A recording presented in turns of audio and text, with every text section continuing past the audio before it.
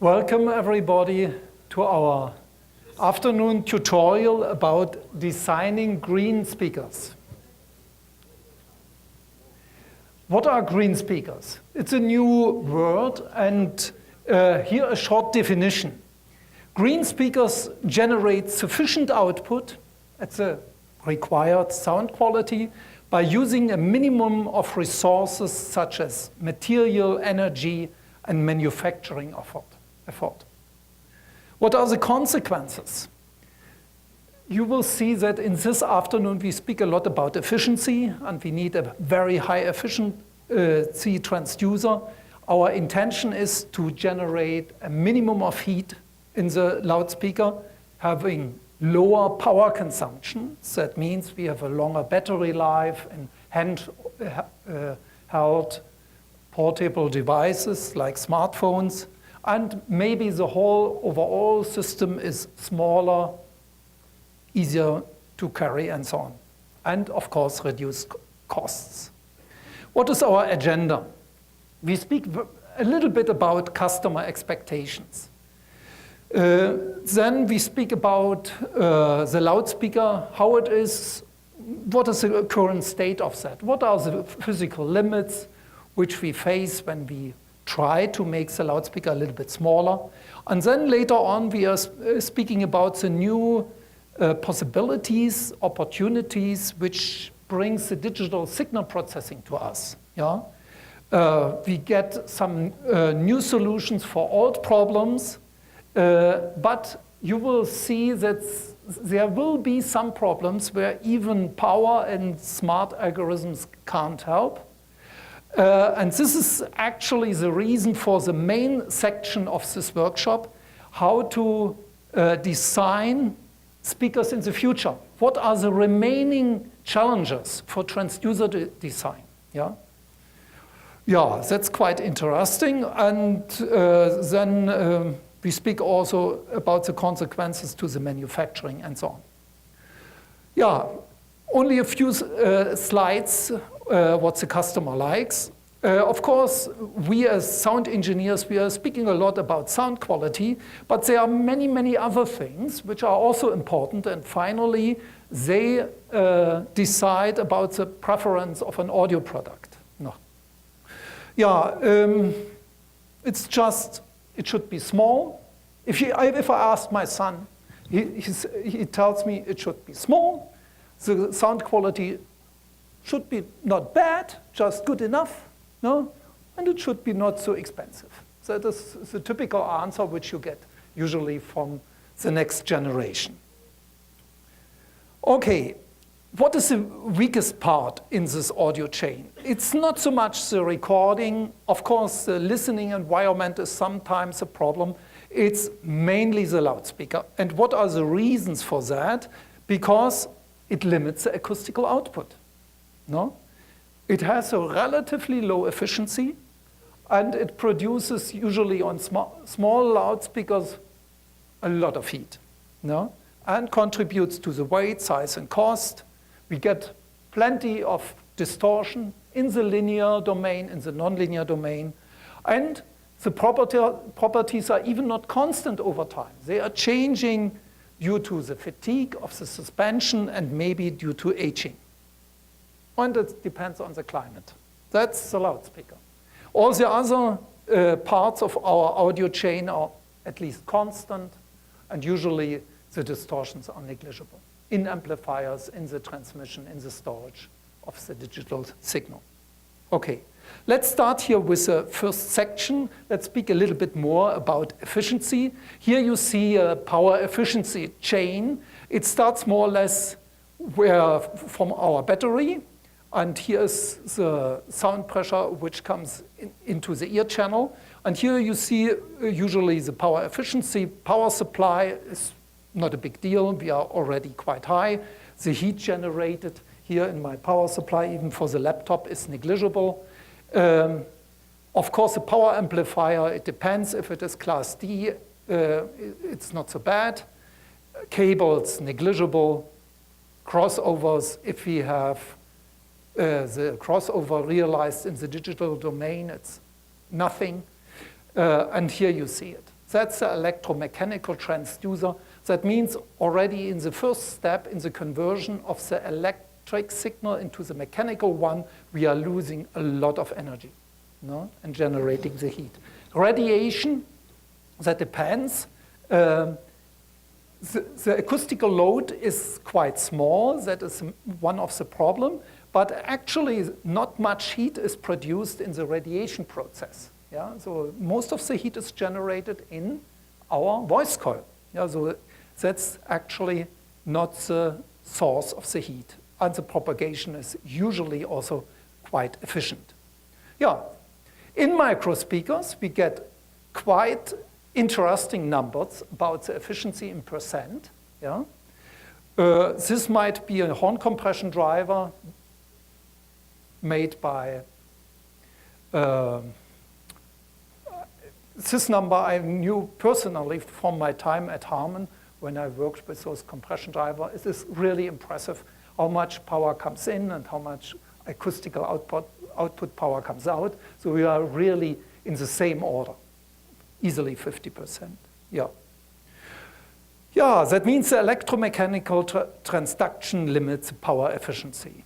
No? And that produces a lot of heat. Let's start with a microspeaker. With a microspeaker, it's quite more interesting. Here, efficiency is a ratio between input power in electrical watts, and here the output power also in watts coming out. Yeah, if you see the numbers from typical microspeakers, it's not percent, it's micropercent. And that's why maybe they're also called microspeakers, because the efficiency is so small. Not only the size and the weight. Yeah, also we get 400 milliwatt input, 7 microwatts. No? Here you see already the design. It has no spider. Here's the voice coil, and we have a diaphragm. It looks like a headphone driver, but the displacement is much higher. No? The resonance frequency is also much higher. At lower frequencies, where the wavelength is much larger than the dimensions of the speaker, we can use a lump parameter model. And here you see the most important elements which determine the efficiency in the pass band. Yeah? That's the resistance, the DC resistance of the coil, the moving mass, the SD, and here the real part of the acoustical load is also important. Yeah, that are here, and the BL, of course. No? Yeah, and that's why we are coming to those low numbers. What means that? The first goal is, how can we increase the efficiency of the driver? How can we use in the best way magnet, paper, coil, and so on to get higher efficiency while reducing the cost, weight, and size, and having low power consumptions to ensure a longer battery lifetime. Okay, one consequence of the development of heat in the voice coil is a compression of the output amplitude compared to the amplitude which is supplied to the speaker. This is a linear response, or that means a transfer response measured at sufficiently low level and now predicted more or less to large levels, shifted by 20 dB to higher SPL levels. If we are doing at this level a real measurement over 1 minute, so we are giving the system enough time to heat up, then you see that we have here in the pass band and at lower frequencies less output. We call that amplitude compression. Only at the resonance frequency, you see, we get still the expected number. That's quite interesting. That comes here in this region by the heat, and here also from the nonlinearities. You see it also quite clearer if we are doing the measurement a little bit shorter. That's now only 1 second. This is not enough time to heat up the system. Then in the pass band, more or less our measured sound pressure level matches the linear predicted value, but not at lower frequencies. Here, the displacement of the voice coil activates the nonlinearities inherent in the system and generates some compression also. Yeah. Yeah, that is a typical nonlinear system, amplitude compression. Here it is measured. We increase the voltage. Here we see the displacement now in millimeter. And you see that's not a sudden limiting of the displacement, but we get a very nice gradual limiting of our output. That's actually a nice feature of the loudspeaker. Yeah? He has some problems with the resources. Your mechanical system cannot provide more displacement. And now you get a very smooth limiting. It's not so simple in electronics, especially if you are interested using only feed-forward systems, to realize such a nice smooth curve where you have a nice limiting case. Okay, so that's a deviation from the linear one. We predicted in a linear system this linear increase. If we have or if we see the compression, which is related to the nonlinearities with the limits of the mechanical systems, it's clear that we have to protect the system. In the old world, or in the old times, we exploited more or less the smooth limiting effect from the suspension. You can call it self-protecting mechanisms in well-made loudspeakers. It works very well for automotive speakers. They require that for many years. It doesn't work for microspeakers. In microspeakers, we have no suspension, no spider. And you can imagine if this small foil is completely stretched, then you get the first limiting effect. But usually, for you get some problems that the coil is bottoming on the back plate and other things. Yeah? So we need some kind of protection mechanism. Okay, also for the thermal problems in the same way. If the voice coil temperature in a microspeaker is more than 150 degrees, your plastic diaphragm will already suffer a little bit. Okay, now let's go to the next point, generating significant linear and nonlinear distortion. Let's speak first about the linear distortion. That's here the power response measured of a speaker. Yeah? No, that's not true. That's on axis. No, that's power. Blue is power, but the green one is on axis. Here we have very severe cancellation effects. That comes because that's an automotive driver, and the automotive customer required a very flat driver. It was not a cone. It was more or less a piston. And they had huge problems here at 1 kilohertz. That was not accepted by the customer, so it was a nice example for me. This is not a flat response. That generates some linear distortion. By the way, here you see the directivity index. And of course, the on-axis response is not the same for 30-degree off-axis, 60-degree offsets, off-axis, and so on. Yeah, here you see we get quite interesting balloon plots if we measure the sound pressure output for different angles. That are more or less linear distortion in the three-dimensional space. It's quite interesting.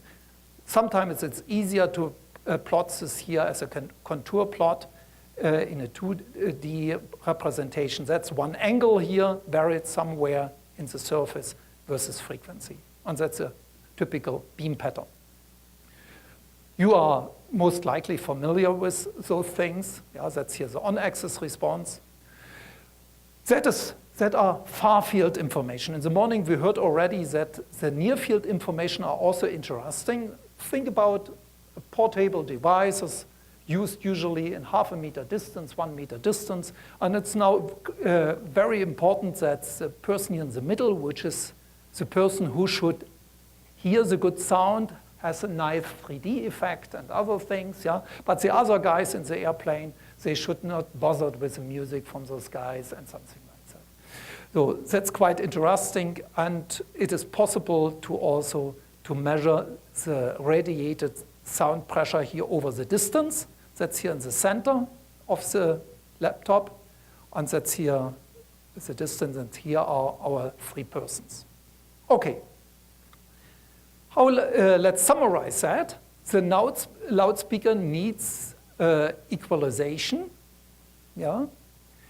And now let's come to the next point. That are the nonlinear distortion. Unfortunately, I cannot play here any music. We are not connected here to the system. So that would be a pure two-tone signal with no distortions in it. And what comes out of that is a bunch of new spectral components which sound not so harmonic if you have two tones in it as fundamentals. So all that here are intermodulation distortions. As we see here, that's the bass tone generating additional spectral components which are harmonically related to the fundamental, but those difference tones, they are usually, they are generating some roughness in the sound usually, which is quite unpleasant. Yeah, that's one symptom of the nonlinear system. I keep it here very short. You see, we need also some kind of linearization if the roughness of the nonlinear distortion is too high. Usually you cannot accept that. If it is audible, it's immediately unpleasant. Why? It's not natural. You cannot tolerate this. It's the same as with rub and bass. It's so far away from normal music. It is like percussion coupled to some other spectral components, and you will hate it. Yeah, okay. Here another interesting symptom from the nonlinearity. That's instability. In the small signal domain, you will not see it. But if you increase the level, the displacement will be much larger. But you will see already that the displacement is not symmetrically related to the rest position, to the original rest position, but the whole coil is shifted a little bit to the positive side. No? So there's a DC component now generated by the loudspeaker itself by a kind of a rectification process. The AC signal is rectified and the DC is generated. No? You will not hear the DC. It's displacement, not sound pressure. Yeah? But it spoils the whole performance of the speaker. But what is quite funny, you can take your finger and you can shift the coil to the other side, and we call this bifurcation. We have two stable states actually on both sides of the BL curve. More or less, only mechanical suspension keeps the coil at that point on the left and on the right side. Without suspension, it would pushed far away from the gap. Yeah? So here we apply a sinusoidal tone at 1 point times the resonance frequency at high amplitudes.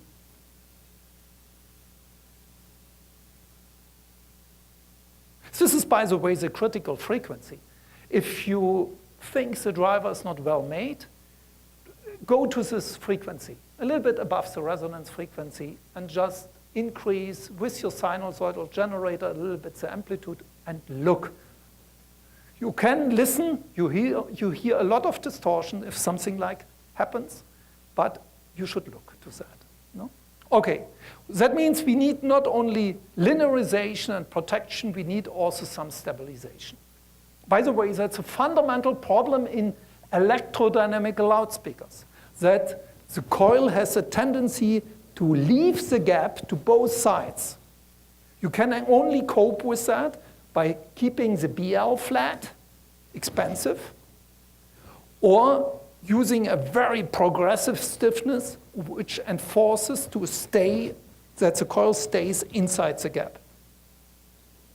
Okay. Now let's speak a little bit about the time varying properties due to fatigue and aging. Here you see the nonlinear stiffness curve of a brand new speaker measured over some time. And you will see that the stiffness will change dramatically around the rest position. The break-in process affects mostly the minor displacement. Here, at higher displacement, negative and positive one, we see not a big difference. Why? Because this is here comes from geometrical limitations. Your corrugation rolls are stressed dramatically. There's no more resources for further displacement. Yeah? But here we rely on the impregnation, and the impregnation will break in, will be damaged or changed in the say, first hour of the use, and later on also. Yeah? Okay. Now let's speak a little bit about the impact of the climate conditions. That's even more frustrating or astonishing. Here we can measure a driver inside a climate chamber. We need no other sensor. We are using the loudspeaker itself as a sensor. We are measuring only voltage and current. And we see here in red the voice coil temperature. In blue the input power. You see after the initial identification our input power is almost constant. And now we have changed the ambient condition here in the climate chamber. We have simulated a winter time, Canada, and a summertime, more or less Mexico. And now here you see the resonance frequency. The resonance frequency increases in Canada to 170 hertz, but in Mexico you have 70 hertz. It's a completely different loudspeaker. So that means your woofer converts to a mid-range or almost a tweeter. And at the same time, also your peak displacement becomes smaller. Because the input voltage and the power was constant. Of course, then if the stiffness is higher, we have only 1 millimeter displacement. That means the guys in Canada, they will get not much bass. And the Mexican, maybe they need more bass. They get it. Okay. And look to that, we get also a DC displacement generated by the loudspeaker. Why? Because the surround is a problem, not the spider so much. The rubber surround is almost frozen, and the rubber surround is asymmetric, and then we get a huge asymmetric stiffness. Okay. That were a simple example of a relatively modest speaker. That's the worst speaker we found at Audi. Audi made an investigation with a student from us and from the university, and they looked really for the worst speaker they use in their car. And here you see it. That's a temperature region, and that's woofer B. At -20, what is quite realistic, it's almost 400 hertz, and here it drops down to 120 hertz. Yeah? It's almost 4 times. That means the stiffness is 16 times higher. Yeah? 2 octaves. What means that? If you have a nice alignment according to Neville-Theo, you have this black line. And here in Mexico, yeah, or something like, it's even hotter than Mexico. At 80 degrees, you have only a small increase of at the resonance, but at -30, this is now the driver resonance, that's your port resonance. They are far away from each other. No? That's the real loudspeaker. This is also important for microspeakers. Maybe your smartphone is somewhere outside in the wintertime or in the summertime in the sun. You expect that it works approximately in a normal way. No? So, and that means we have a lot of time-varying properties. We need more or less an adaptive learning process to cope with that. Yeah, now we are already here on our next section. I keep this quite short here, all the problems with the driver. If you are more interested in all that, we have here in 10 days in Santa Barbara, 2 days workshop where I dive really into all the details of the problems in the driver. Here that was only very short to tell you that the loudspeaker is really a weak part in the audio chain. Now let's speak a little bit about the new possibilities of using electric means to improve the speaker. You understand if the loudspeaker is changing its properties, over time, we need a self-learning adaptive algorithm. What means that? We have to measure something on the speaker, we have to derive some information, and we have to give this information back to the controller to cope with that. No? Maybe we can also use this nice adaptive online feature also for the initial identification. That's our word. Just you have a brand new unknown speaker, and the controller has to get some initial information from the speaker connected to it. Yeah. What means that maybe a loudspeaker expert is not required anymore to adjust the controller in the best way to the speaker. No? So that means the learning, the initial learning or the adjustment of the electronics to the speaker may be much easier than now. Now let's speak a little bit about signal processing. Here are the objectives. Usually more acoustic output. We have to increase the sound power output, increasing the efficiency. We have to cope with the nonlinear distortion. It would be perfect to compensate for them. For the linear distortion, it's easy. That's common practice. We are using equalizers, filters, just to compensate for some deviations in the amplitude and phase response. We can do similar things for the nonlinear distortion. Lower power consumptions, we need more efficiency. And it should have a very, very strange geometry. It should be flat, slim, not visible at all. Yeah, and it should cost nothing. That would be perfect. And it should protect completely the loudspeaker. That means if my son abuses my loudspeaker, yeah, he should have no chance to kill it. So that's, and long-term stability. That means we should also cope with aging over time, climate, and fatigue. The digital signal processing is already quite active with loudspeakers. Here you see different aspects. We have here a lot of linear processing. Maybe it started with a storage from the CD, the transmission, then came the crossover, of course, time alignment, and all kinds of equalization. That's linear processing.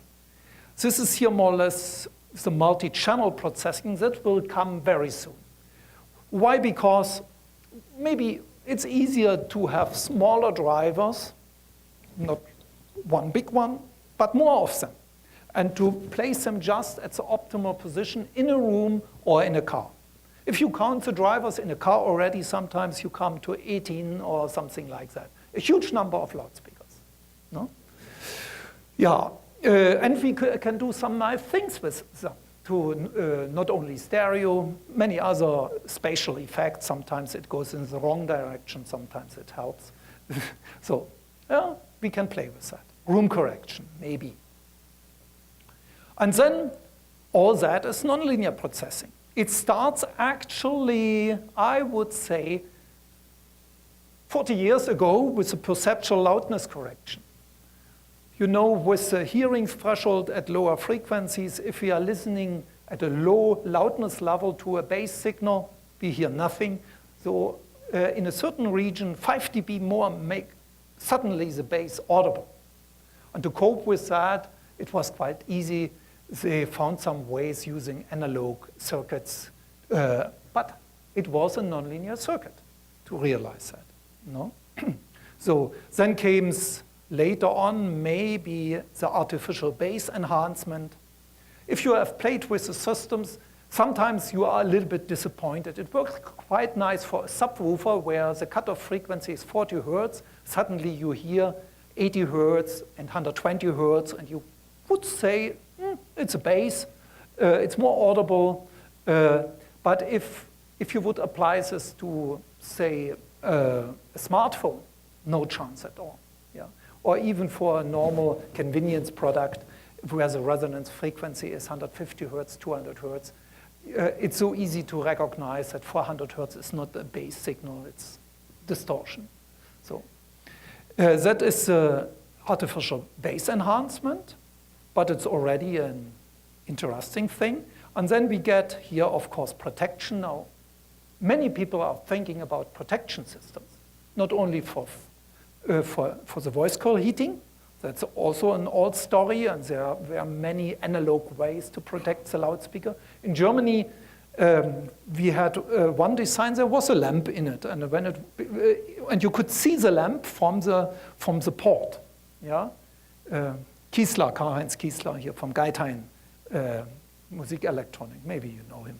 So, but it was a nice loudspeaker, and it was funny to see the lamp. If you play the music too loud, then the lamp went on. So that was protection, thermal protection. Now, mechanical protection is also important. Think about your smartphone.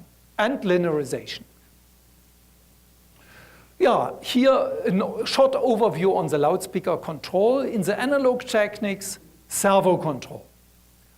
It has a long history. Many people tried. The nice thing is it's quite simple at the beginning, and it becomes more and more difficult at the end.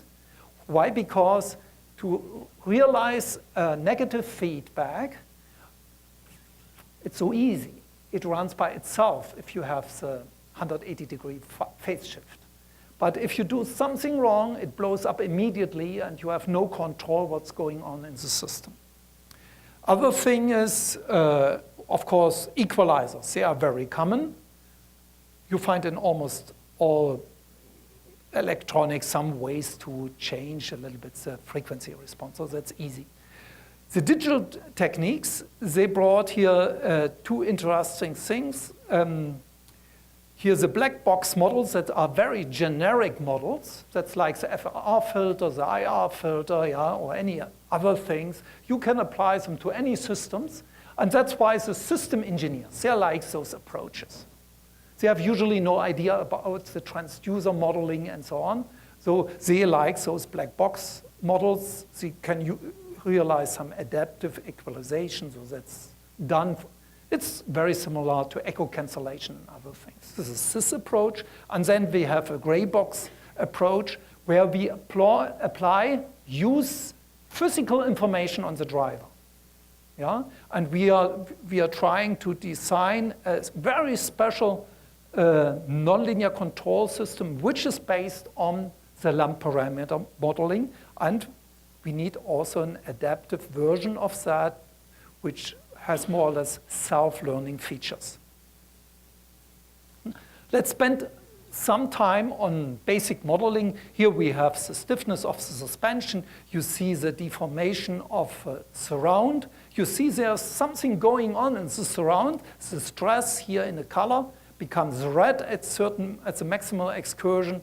That limits more or less the displacement of the surround. The spider is the same, but it's not so critical. Usually the critical region are the inner corrugation rolls.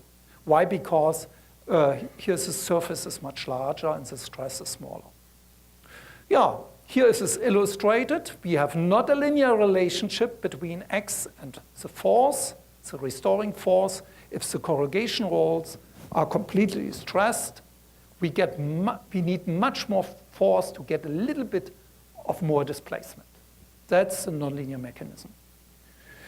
Yeah, that means the relationship is not linear. We have not a constant here, not a factor. We have here a nonlinear function which itself depends on X. And if we are looking to this factor, we call the stiffness.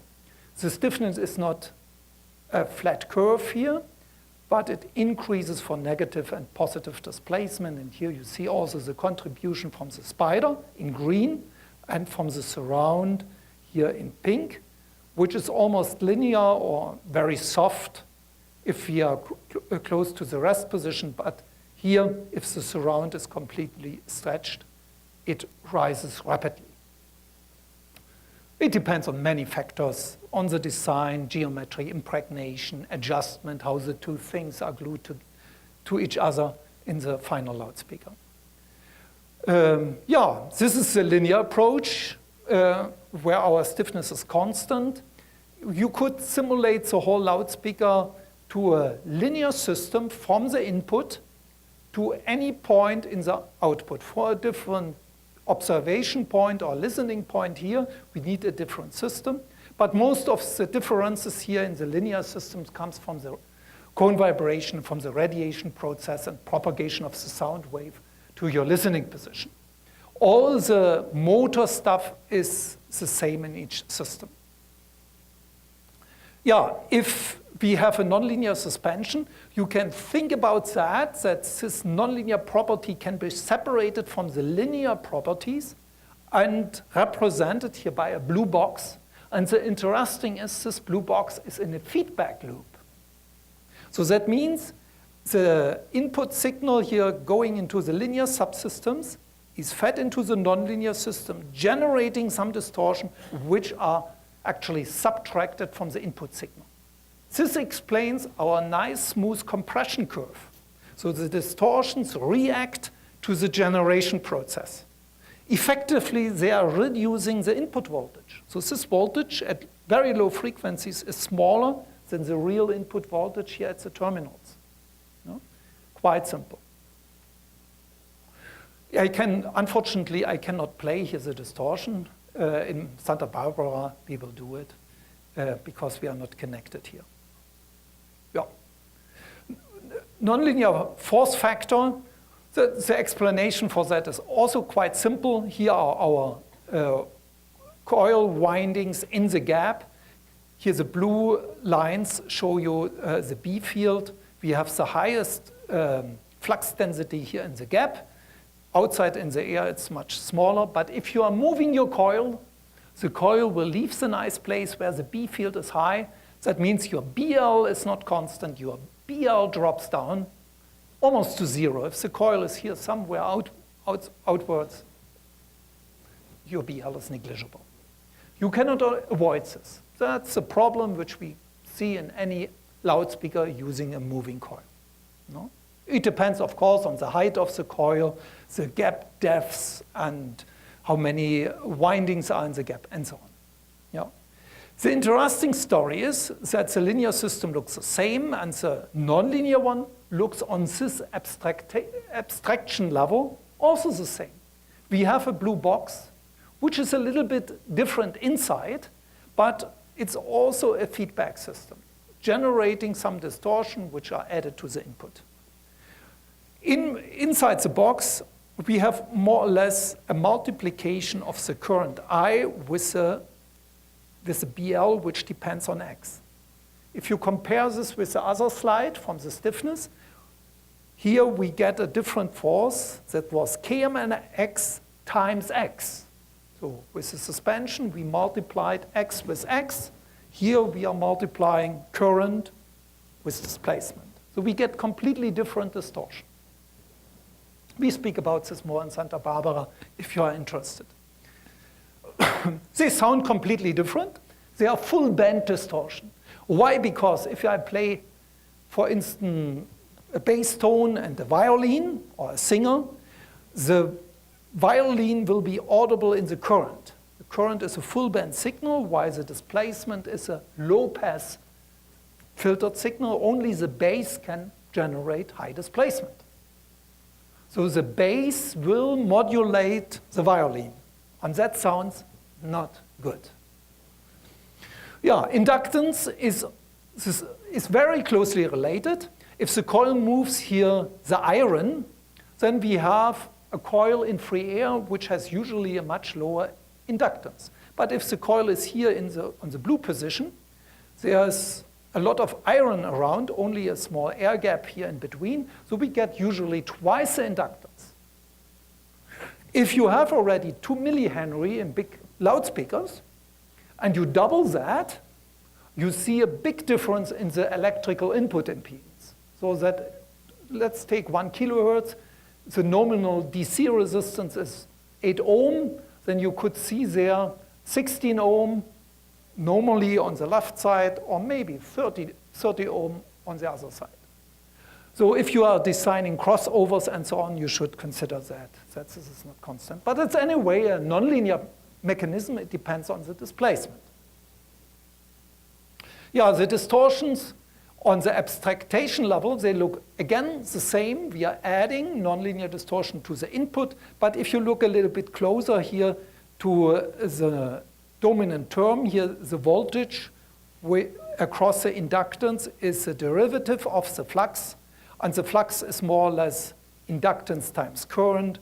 So we are multiplying, again, here x times I, but we are differentiating the signal. So we are boosting the distortion at higher frequencies. No? That's the difference to BL. It sounds completely different again. Okay, that's our general system model, which is absolutely accurate. You can develop this in a mathematical way from the physical modeling, and that's true, we are adding distortion to the input. And now you have already an idea to cope with the problem. If some distortion are added here to the input, and we dislike those distortion, we have to generate the same distortion here on the electrical side, and we have to subtract this. If we are doing that, this point here is identical with the input signal Z here. So that means we can feed directly this input signal in our nonlinear system. We don't need the signal here in the loudspeaker. That's the whole idea. You see, here we have a feedback system. Here we have a feed-forward system, which is quite nice. We can add any time delay here in the two branches which are going into the adder. That's quite a nice feature. And what is also interesting, it's in the one-dimensional single input, single output system area here, and not here in the multi-dimensional area where we have a separate system to each point. What means that? Ideally, we can completely compensate perfectly the distortions for any observation points, at least for those nonlinearities. That's different than using an equalizer. An equalizer can only compensate perfectly the transfer function to one point, and maybe it makes everything worse at other points. Yeah, that's very short. That's here also a mirror symmetry. And our goal is to identify here the nonlinear parameters, which are nonlinear stiffness, nonlinear BL, Thiele-Small parameters, and something like that, and to use them in the controller. And our goal is to synthesize the same distortion with the opposite polarity and to compensate for that and to generate residual distortion. Unfortunately, our parameters are not constant. We have spoken about that. That's here break-in effect and fatigue over the time.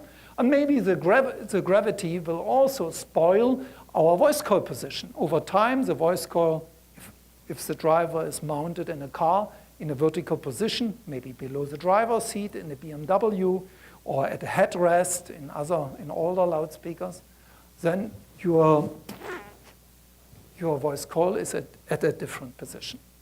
Yeah? Something like that. So we are generating over time a voice coil offset. So we need a self-learning and adaptive approach to cope with that. And now here you see already a solution which is quite nice. Which dispenses us with an additional mechanical sensor. We need no laser, no other sensor. We have here a normal loudspeaker, but we measure at the terminals the voltage and the current I, and this is sufficient. From that, we get the displacement signal, the parameters, and all the other information. How is this possible? We have a back EMF in the loudspeaker. If you move your loudspeaker cone with your hand and you are connecting your terminals to an oscilloscope, you will see a voltage generated at the terminals. And we are exploiting this information, which is usually in the current, to identify the Thiele-Small parameters and the nonlinearities. The nonlinearities we see more or less from the distortion in the signal, in the current. So that's quite powerful. Yeah, and we are generating here some parameters. And if you look approximately about that, you would say that's also a feedback. It's true, we have a feedback structure. We are feeding some information to the controller, but not a time signal. We are feeding back parameters, which are stable or constant over a limited period of time. Maybe only 1 second or shorter, yeah? But they are not varying with our signal, which starts usually in the audio range at 20 hertz or something like that. No? And we can store some stable parameters here in the memory. For instance, the mass. The mass is usually stable. There's no reason why the mass is changing. The same is true, by the way, for the inductance, if the voice coil position is not varying, and so on. But the stiffness of the suspension is not stable at all. No?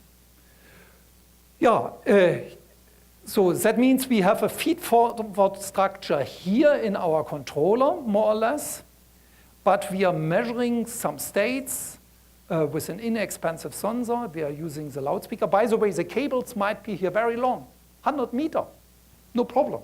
It just increases the DC resistance. Maybe you need, if the wire is very thin, a little bit more voltage to drive your loudspeakers, and also your current is higher. So we are happy with that. No? So that's easy. And the parameter feedback is immune against any time delay here in your Class D amplifier or in your DAC, digital analog converter. It doesn't matter. No? You can also store them, and if you switch off your controller and switch on, you can take the old values and go on with the control process. That's a quite nice thing. And the online learning copes with all the time-varying processes. And what is also astonishing, all that can be implemented in a microprocessor. There's even not the need for a DSP. And that's very good, because then you can push this more to the amplifier or implement this directly in the amplifier at low cost. Yeah, the restrictions of the adaptive control. What are the requirements? We know that the voice coil position may change very quickly. Think about the instability of the driver with my finger. If you operate the driver not in free air, but in a sealed enclosure, you get a little bit of a grace period, because it takes more time for the air to go through the small barometric vent, which is required for the driver. Yeah? So maybe your DC or your instability will occur after 5 or 10 seconds. So that, but if you have a vented box system, we should be very fast in detecting the instantaneous voice coil position. But to detect that, we need some energy here, some signal. If there is no signal here, a break in the music, sorry, we cannot learn our parameters. And if you come with a sinusoidal signal, we have also a problem.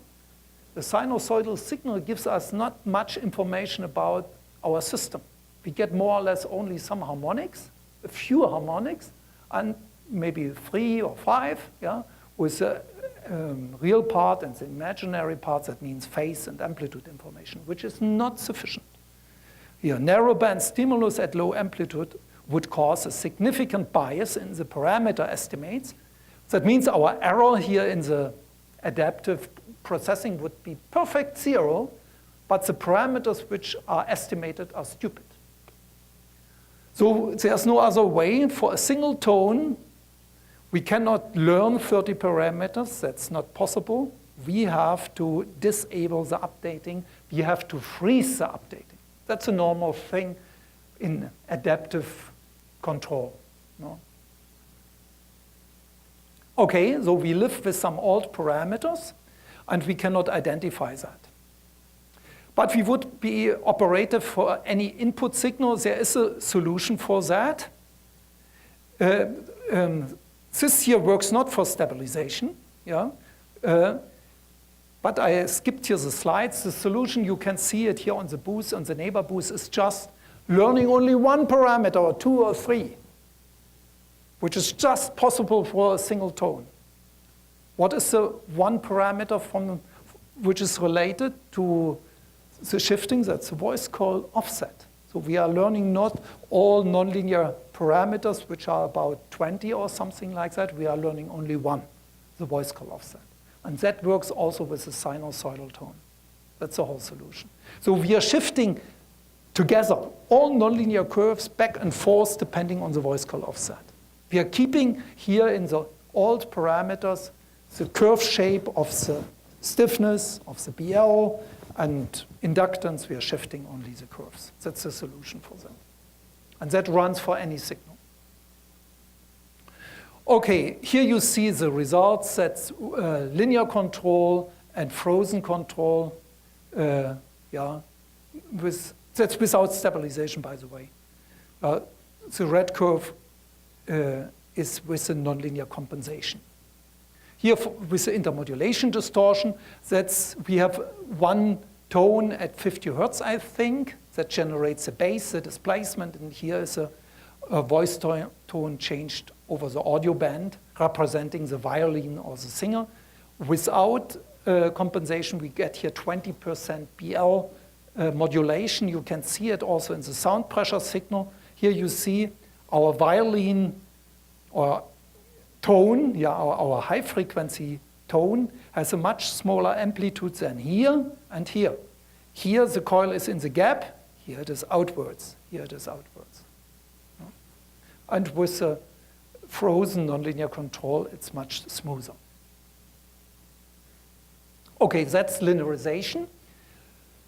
Protection. Protection is a different thing, quite important. We have to provide two kinds of protection: mechanical protection, thermal protection. The thermal protection is relatively slow. Even in microspeakers, we have 200 milliseconds time, or maybe 1 second, to do something, to attenuate the signal. For the mechanical protection, we have not much time. In a microspeaker, we get high displacement up to 1 kilohertz or 800 hertz.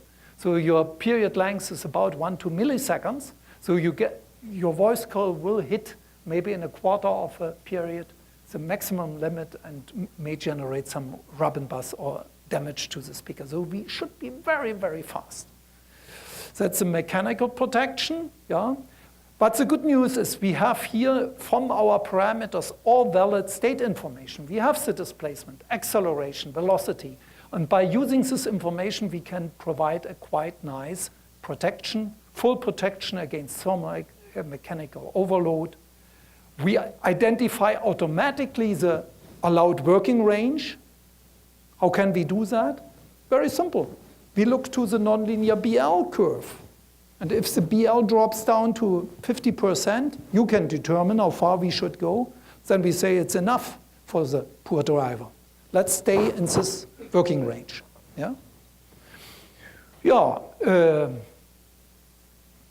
We can realize high sound pressure output at minimum displacement and temperature. If we have a thermal problem, okay, we have to decrease the input signal, we have to. But if we have only a mechanical problem, we activate here high pass. We kill more or less or attenuate only the very low frequency signals first, but we maintain and transfer the higher frequency component. So subjectively, we preserve some bass. More or less the bass stays at the same level. If you have a mechanical problem, you can only increase the passband signals, which gives you more sound pressure output. What is our goal? To generate the lowest artifacts and distortion possible. The earlier we are activating our protection system, the lower are the artifacts. That's clear.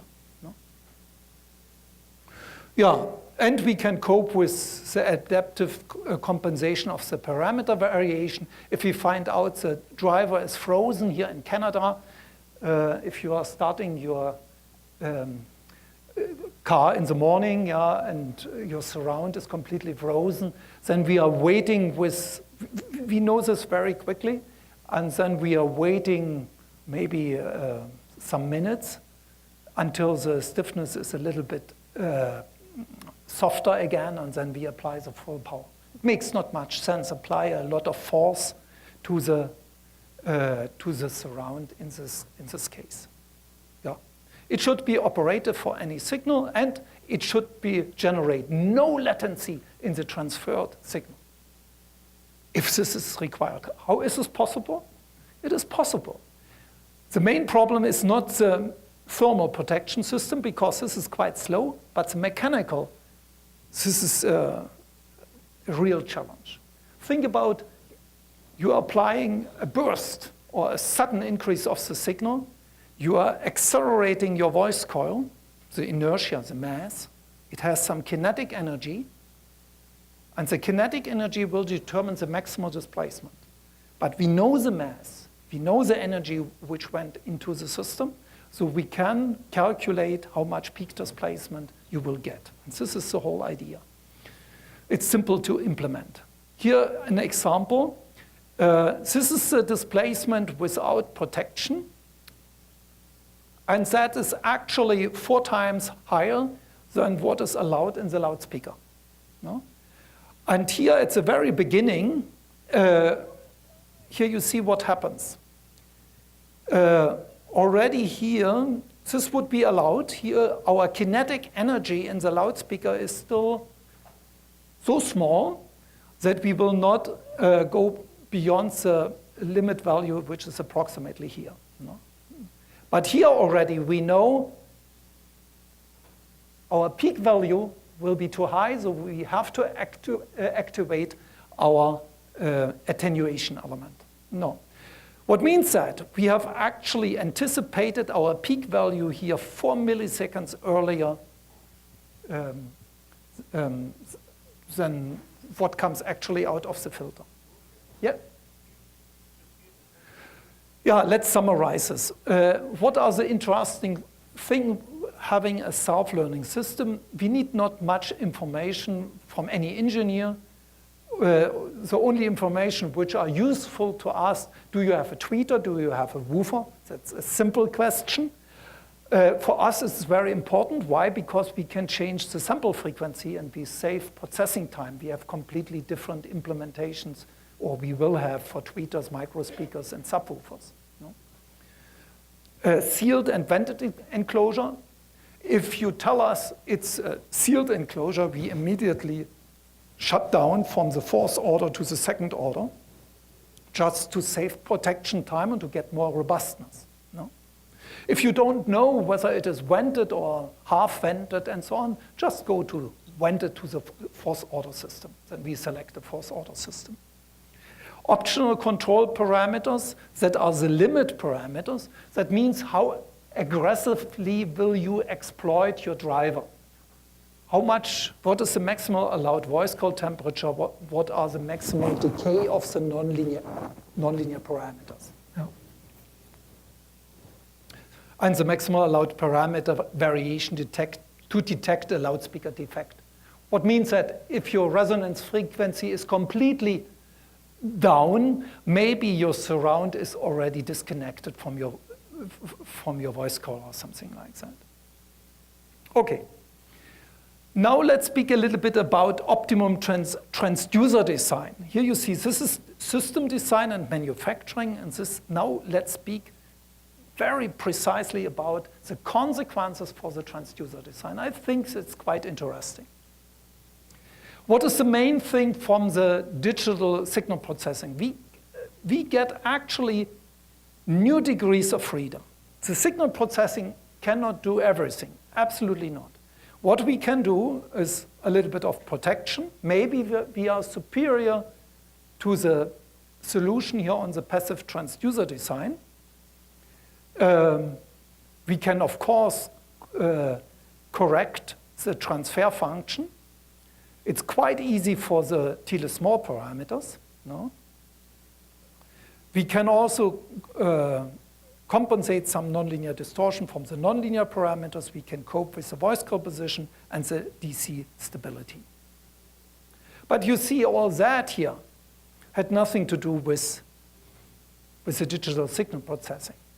We cannot change size, weight, shape, maximum sound, power output, no, directivity, never, efficiency, sensitivity, never, robustness, very, very important, robustness and cost.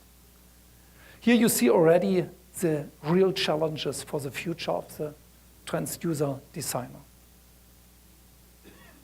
Yeah, let's go a little bit back to our efficiency. We have spoken already about that here, why we have such a small efficiency in loudspeakers. The problem is, it is illustrated here, our acoustical radiation impedance is quite small here.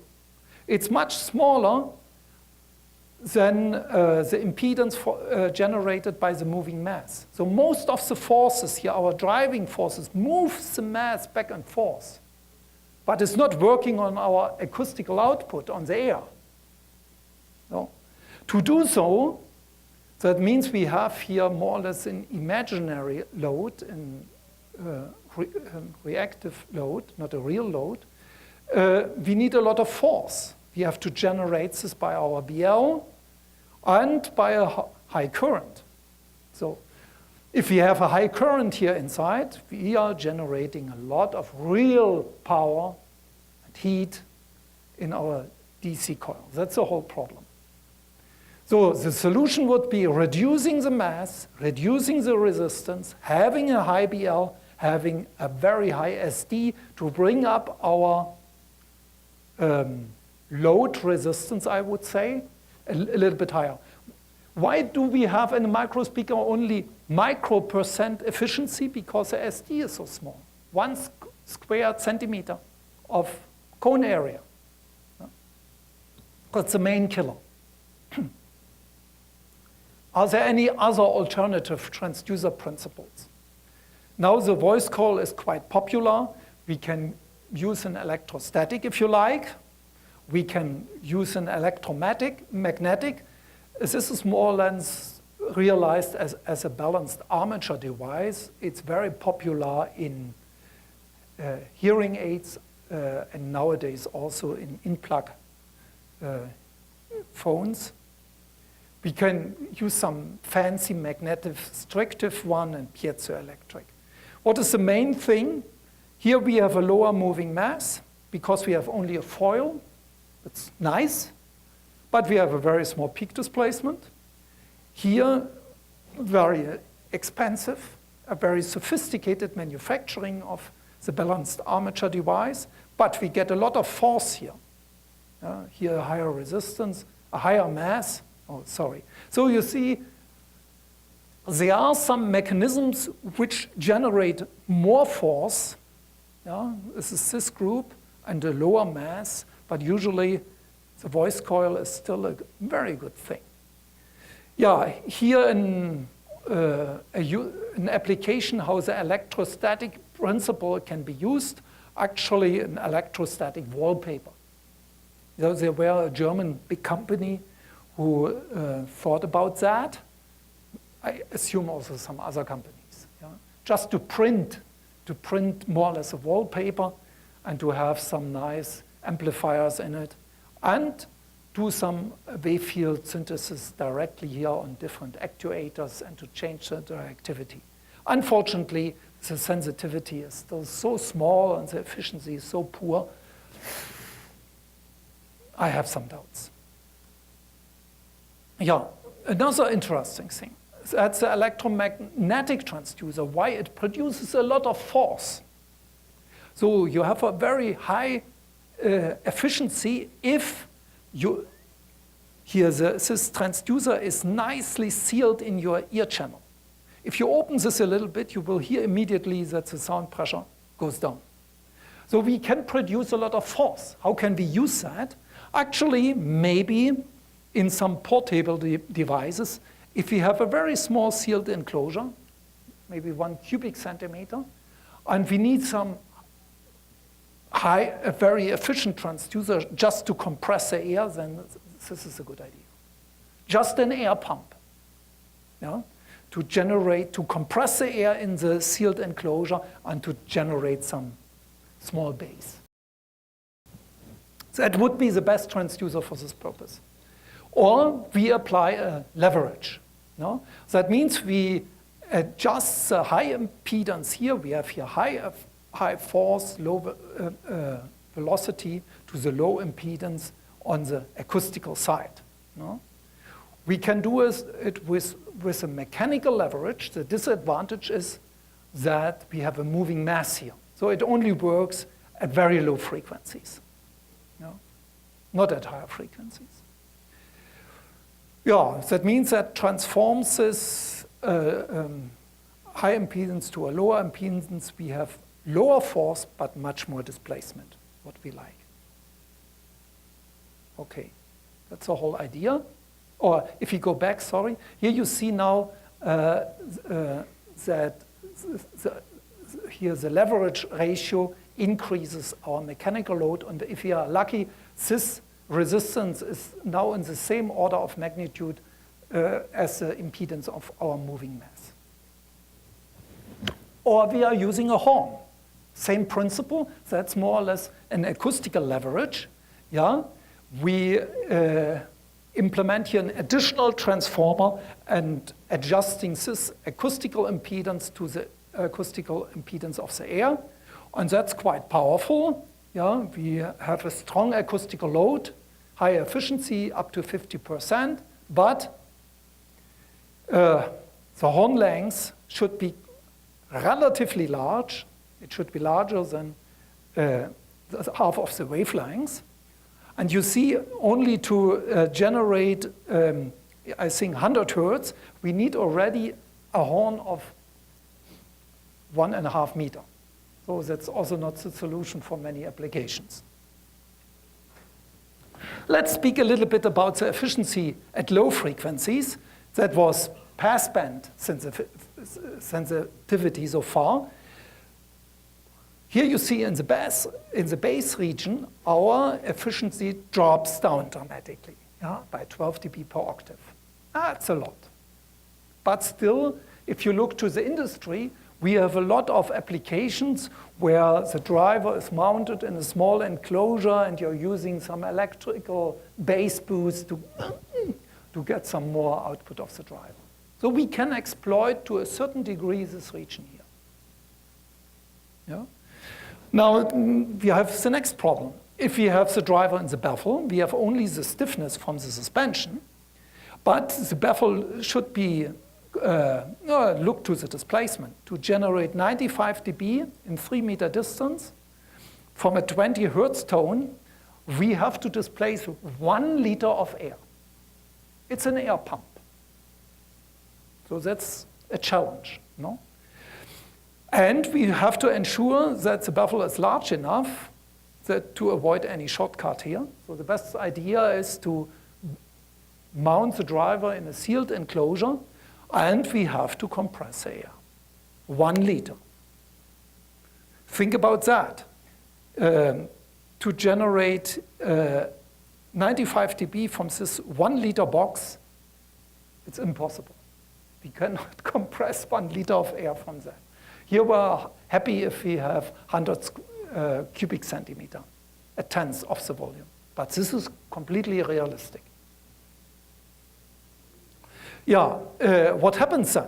If we use such a small enclosure, because the customer would like to use such a box, by the way, you will see it here in our booth, your resonance frequency goes up by almost 2 octaves or 1.5 octave, so from 70, 50 hertz to 150, almost 200 hertz. No? Yeah, but you have a minimal enclosure volume, you have a constant displacement, you can do some equalization, it's still possible. Of course, you have reduced efficiency here in this region. What is another solution? To add an additional resonator to that, an organ pipe. Yeah? What is or maybe some other solution, a passive radiator. Here you see we have here the normal driver resonance, and maybe we have here a second one. We can realize this here as a vented box system. That's our driver. Here the air in the port behaves like a mass. We have again a mass spring system. Sometimes if you would like to realize this in a very small enclosure, you don't have the space for your port. So maybe the customer will dislike such a solution. Yeah, then it's a better idea to forget that and to go to a passive radiator. It's more or less the same, but you can live with a relatively small air volume. You can easily increase the mass here of the equivalent of the air mass in the port by just having a drone. That means a loudspeaker without a motor. But there are some applications. For instance, in automotive, the automotive customer will say, sorry, if you would like to have the place for 2 drivers, and the only thing I save is the cost for the voice call and the magnet. No, sorry, then I take the complete driver, a second driver. So there are some applications where the passive radiator makes not much sense. But there are many nice applications where it works. You get another increase of efficiency just below the driver resonance or something like that. But then the efficiency drops down not by 12 dB, now by 24 dB. You have to pay for that. So this design has a very clear cutoff frequency. You know? And you cannot shift this by 2 octaves, or even 1 octave is a little bit difficult, I would say. But it's a nice thing. Okay, that was the base design. Let's speak about the high frequency region. You could think, or some people think, that a rigid cone is the best thing you can do in loudspeakers. That's not completely true. Why? Well, the easiest reason is you get some additional efficiency at higher frequencies. A rigid radiator will drop down here dramatically with a dotted line, and if you allow that the cone breaks up, produces some modal vibration, some additional vibration, you get some resonances. So that's true, but maybe at higher frequencies, at 4 kilohertz and higher, it doesn't matter, because subjectively only the sharpness of the sound is important. And usually all the percussion instruments which are active at those high frequencies, they are anyway generating broadband signals. So they can nicely excite some peaks. Maybe it's not for high quality application applicable, or for many consumer applications and smartphones and so on. It's a good idea. We use this feature for a long time for the high frequency cone here in a full band loudspeaker. In a TV speaker, you have no other choice. You have to cope with that. You have to cultivate more or less or civilize here the vibrations at higher frequencies, which is a hard job on the slim speaker. The same is true for flat speakers. And if those people have some experience with strange geometries, maybe they go on here with a distributed mode loudspeaker. They use any flat panel with an exciter for generating some sound. No, that's the whole idea.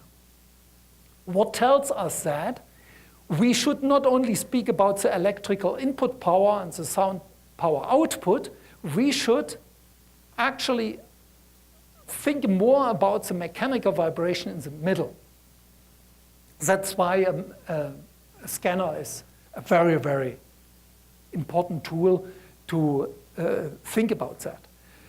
If we integrate more or less the mechanical vibration over the whole cone in a right way, we can determine more or less the mechanical energy, the kinetic and potential energy on the cone.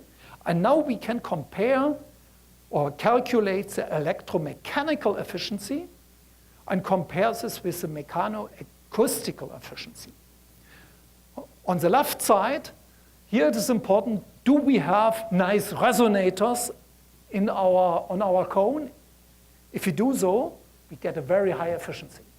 Because the resonator at the resonance frequency needs not much energy and vibrates like a lot. On this side, we have to speak about cancellation effects. If you generate positive and negative displacement, you are generating a positive and a negative volume velocity flow, which cancels out. Here you see it. That's the AEL, the measure which describes the mechanical energy on the cone. And each peak, you see only peaks, no dips, right? And each peak represents a mechanical resonator. You are familiar with the lowest resonator, which is not visible because it's highly damped by your electrical cue from the motor, from the BL. Only if you put a resistance of 100 ohm to your loudspeaker, you will see the mechanical cue, which is Q factor of 5, 4, 3, which is just here at 50, 100 hertz. Yeah? So it's overdamped, it's not visible, we like that. But here we see the first breakup frequency and so on. The sound power output here from our flat automotive speaker suffers a lot here at these points. No? And with the rigid body mode, yeah, we would have much less efficiency in the on the mechanical side. No? Here are the different natural frequencies. Oh, sorry. Oh, that's it. Yeah, that's the acoustical efficiency on the right side. Here we see we have a dramatic cancellation effect. At the same time, we have enough vibration, but we have a positive and a negative volume velocity. That's positive, that's negative. They have the same size, and the output is 0. That's why we get here a dip. If you look to your frequency response and you see dips, dips are coming always from acoustical cancellations. They are zeros in the transfer function. The mechanical vibration, the modal vibration, only generates peaks. They are resonators. You know? Okay, now a little bit more about the directivity index. The directivity index is more or less the ratio between the on-axis response at a certain distance. Oh, that's nice. Thanks.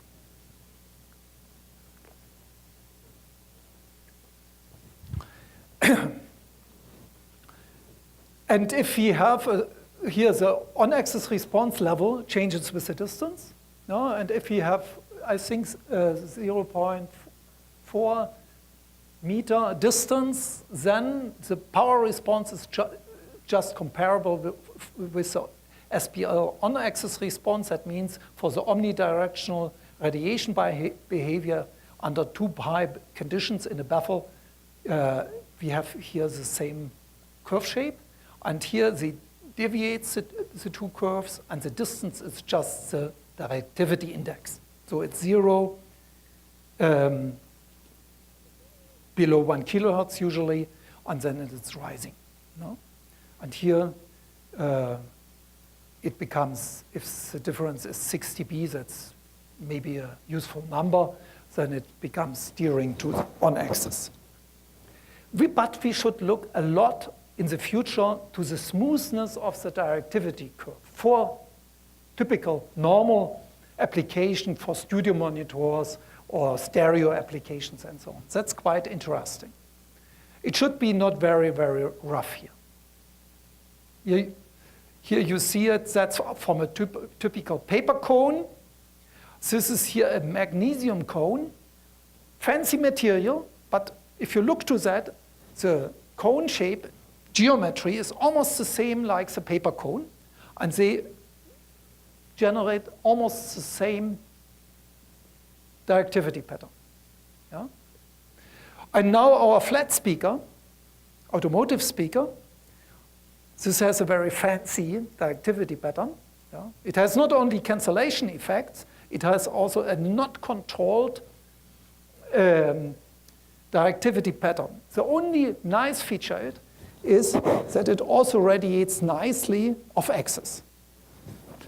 But on axis, it's quite poor, and it's not comparable with the normal cone. What means that? Our goal should be, if we have some DSP capabilities, some equalizers here, we can change nicely on the one-dimensional side, here on the single input, any frequency. But the distribution to any point in the near field should be relatively regular. Yeah? We should have a more or less reasonable directivity pattern, because we can never compensate this by DSP power. This is a challenge for the transducer designer. And the system designer should really say, I would like to have a loudspeaker with this kind of directivity pattern. I like it. But usually the system designers, they are a little bit away from those details and so on. Okay. Usually the DSP guys, pure DSP guys, they are not interested in that. That means, you see, there's a real challenge for the system integrator, who knows a lot about the loudspeaker, he knows sufficiently about DSP, and he brings everything together in the nice way. No? Okay. Here you see it's very important to define the target listening area, to have nice sound pressure deviations then at this point, and so on. No? So the 3D output information are quite challenging. Okay, that's to that. Now a little bit to the moving coil motor design. What are critical examples? Smartphone, automotive, professional applications. So if I speak with those guys, sorry, they are the pioneers in our industry. The professional guys knows for 20 years that 1 dB more output is important for them, even longer. Yeah. At that time, the stereo application guys, they said, it doesn't matter so much. Then we build the loudspeaker a little bit larger, we take a larger speaker, and so on. There are many ways around that. Automotive, cost-driven, very much. Yeah? And portable devices, they have no choice. Yeah? They get, in the smartphone, they get how many cubic centimeters? That's your place for your audio system. Makes the best. Good luck. So, yeah, it's something like that. So, more output, higher efficiency, sufficient quality, smaller size, lower weight, lower cost. Everything what you would like to wish. Yeah? So that we would like to use that. We have to create new kinds of freedom for the optimization. They are doing in a good way already, the optimization. And what you see on the market is more or less the result of this optimization process.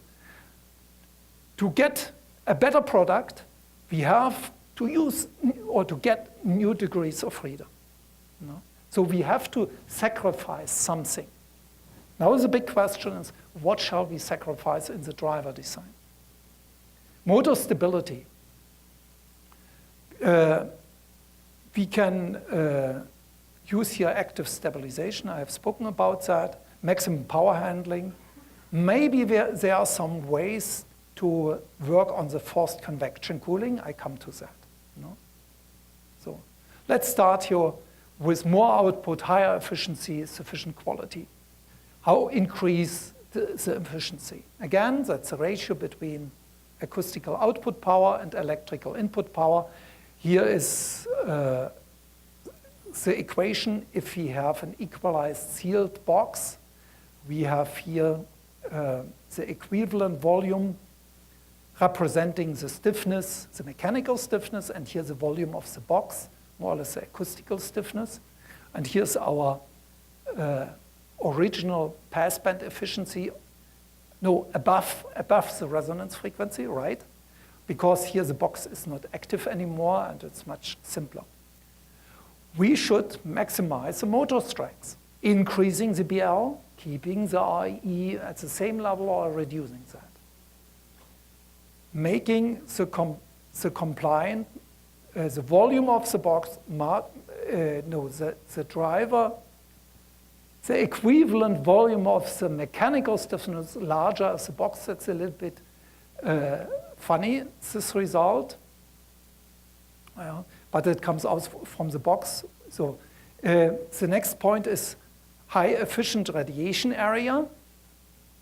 But now look to, this is related to the box. Look, the SD is here in the nominator. That means the larger our cone is, the better it is for the passband sensitivity. But here below the resonance frequency, if you equalize that with a bass boost, it's counterproductive. You are losing efficiency here. So we need a smaller value here. No? Okay, that are the parameters where we can try to improve our efficiency. Here's the contradiction. Maybe we will not touch that. It's anyway defined by the designer and not by the acoustical engineer. We can only work a little bit on those. We keep the mass as small as possible due to the passband efficiency. The mass is not below the resonance frequency important, only here. But usually we are using our loudspeaker also in the passband. Only in subwoofers, maybe you can increase the mass. Okay, now let's speak a little bit about the magnet material. You know it better than me. Neodymium was a very powerful material. A magnet made of neodymium can lift up a mass which is 2,000 times heavier than its own weight.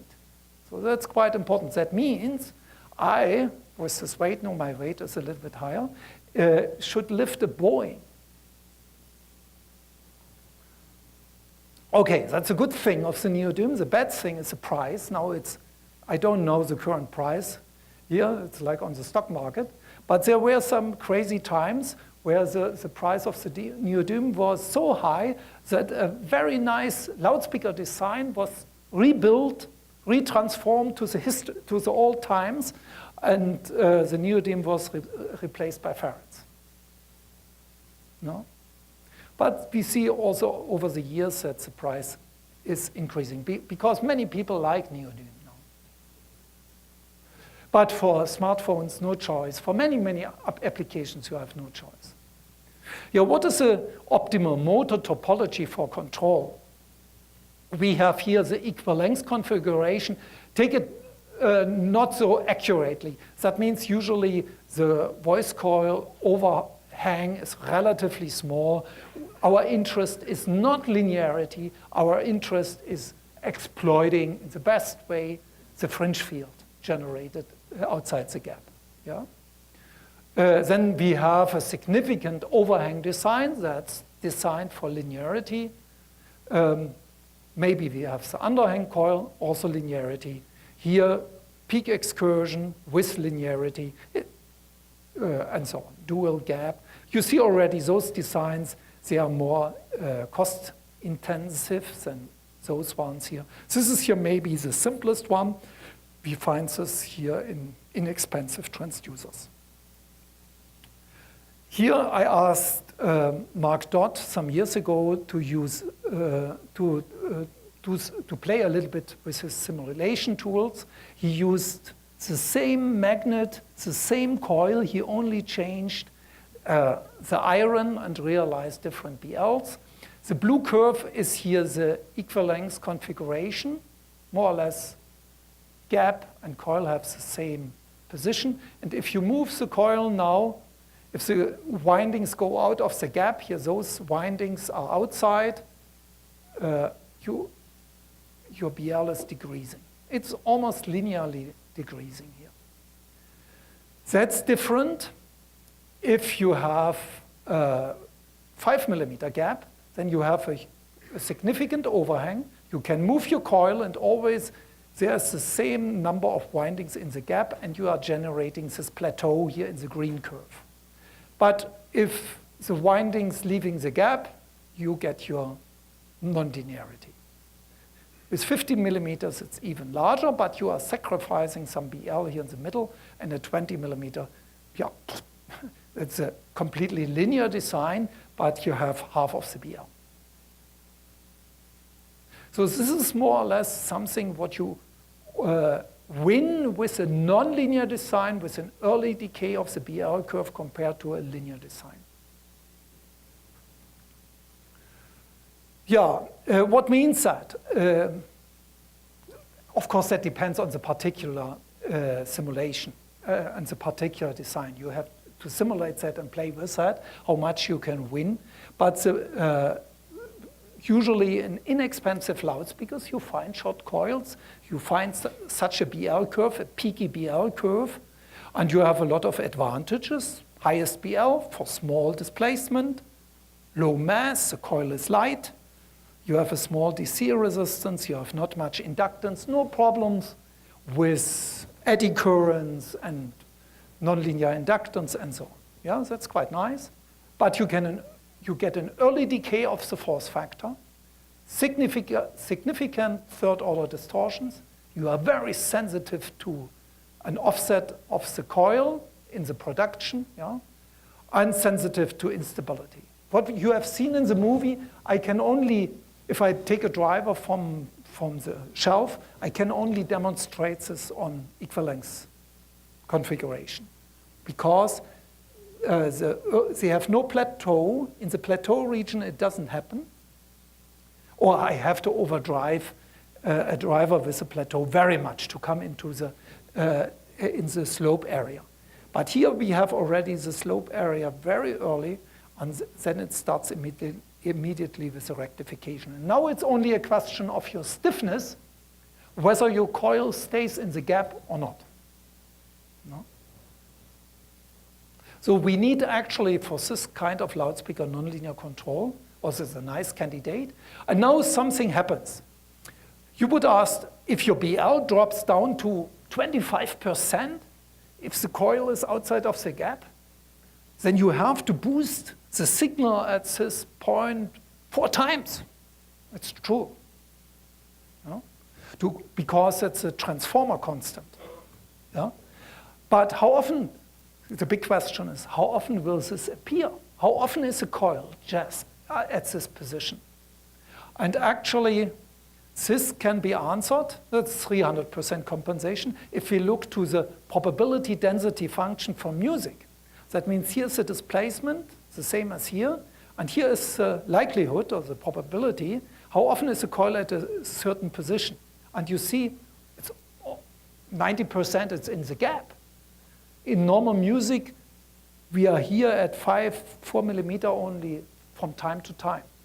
So this is not an energy problem, that's a peak voltage problem. Yeah? It's not a power problem, it's a peak voltage problem. If the amplifier can provide the peak voltage for a short moment, we can also compensate 300%. Yeah? That's the interesting point, thanks to the probability function. So if you compare that, if you multiply that, we are 90% here. Here, if you have 1-2 millimeter displacement, we are here, we have a very high BL value. We are exploiting our high BL. That's quite nice. What means that your coil stays cooler.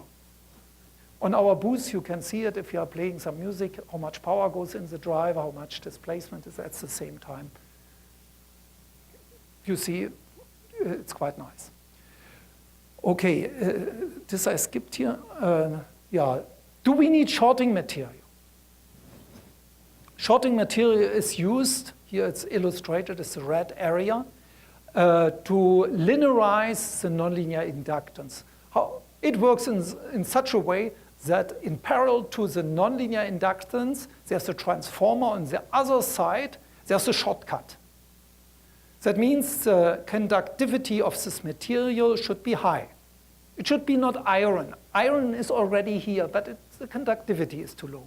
Put some copper into this, some aluminum, better would be silver or gold. Okay, that's the whole idea. If here is a shortcut, it is transformed to the electrical side, it shortcuts your inductance, the whole idea. Yeah, that is used, if you are interested in high performance, then, and you are using a long coil, having a flat BL, you should also use or do something for the inductance, and you should use shorting ring, at least for full band speakers. But if you apply something like that, you will see that the best linearization is only at 200 Hertz. Here, we make usually, it's frequency dependent, because this is here active at lower frequencies and not so much at higher frequencies and so on. You cannot make it completely linear for all frequencies. So that's a little bit a problem. So that's why it is maybe a better idea, I have to say here the summary, to skip the shorting ring and to compensate the nonlinear inductance digitally by compensating those distortions. That's maybe better and less expensive. Motor stability, negligible DC generation.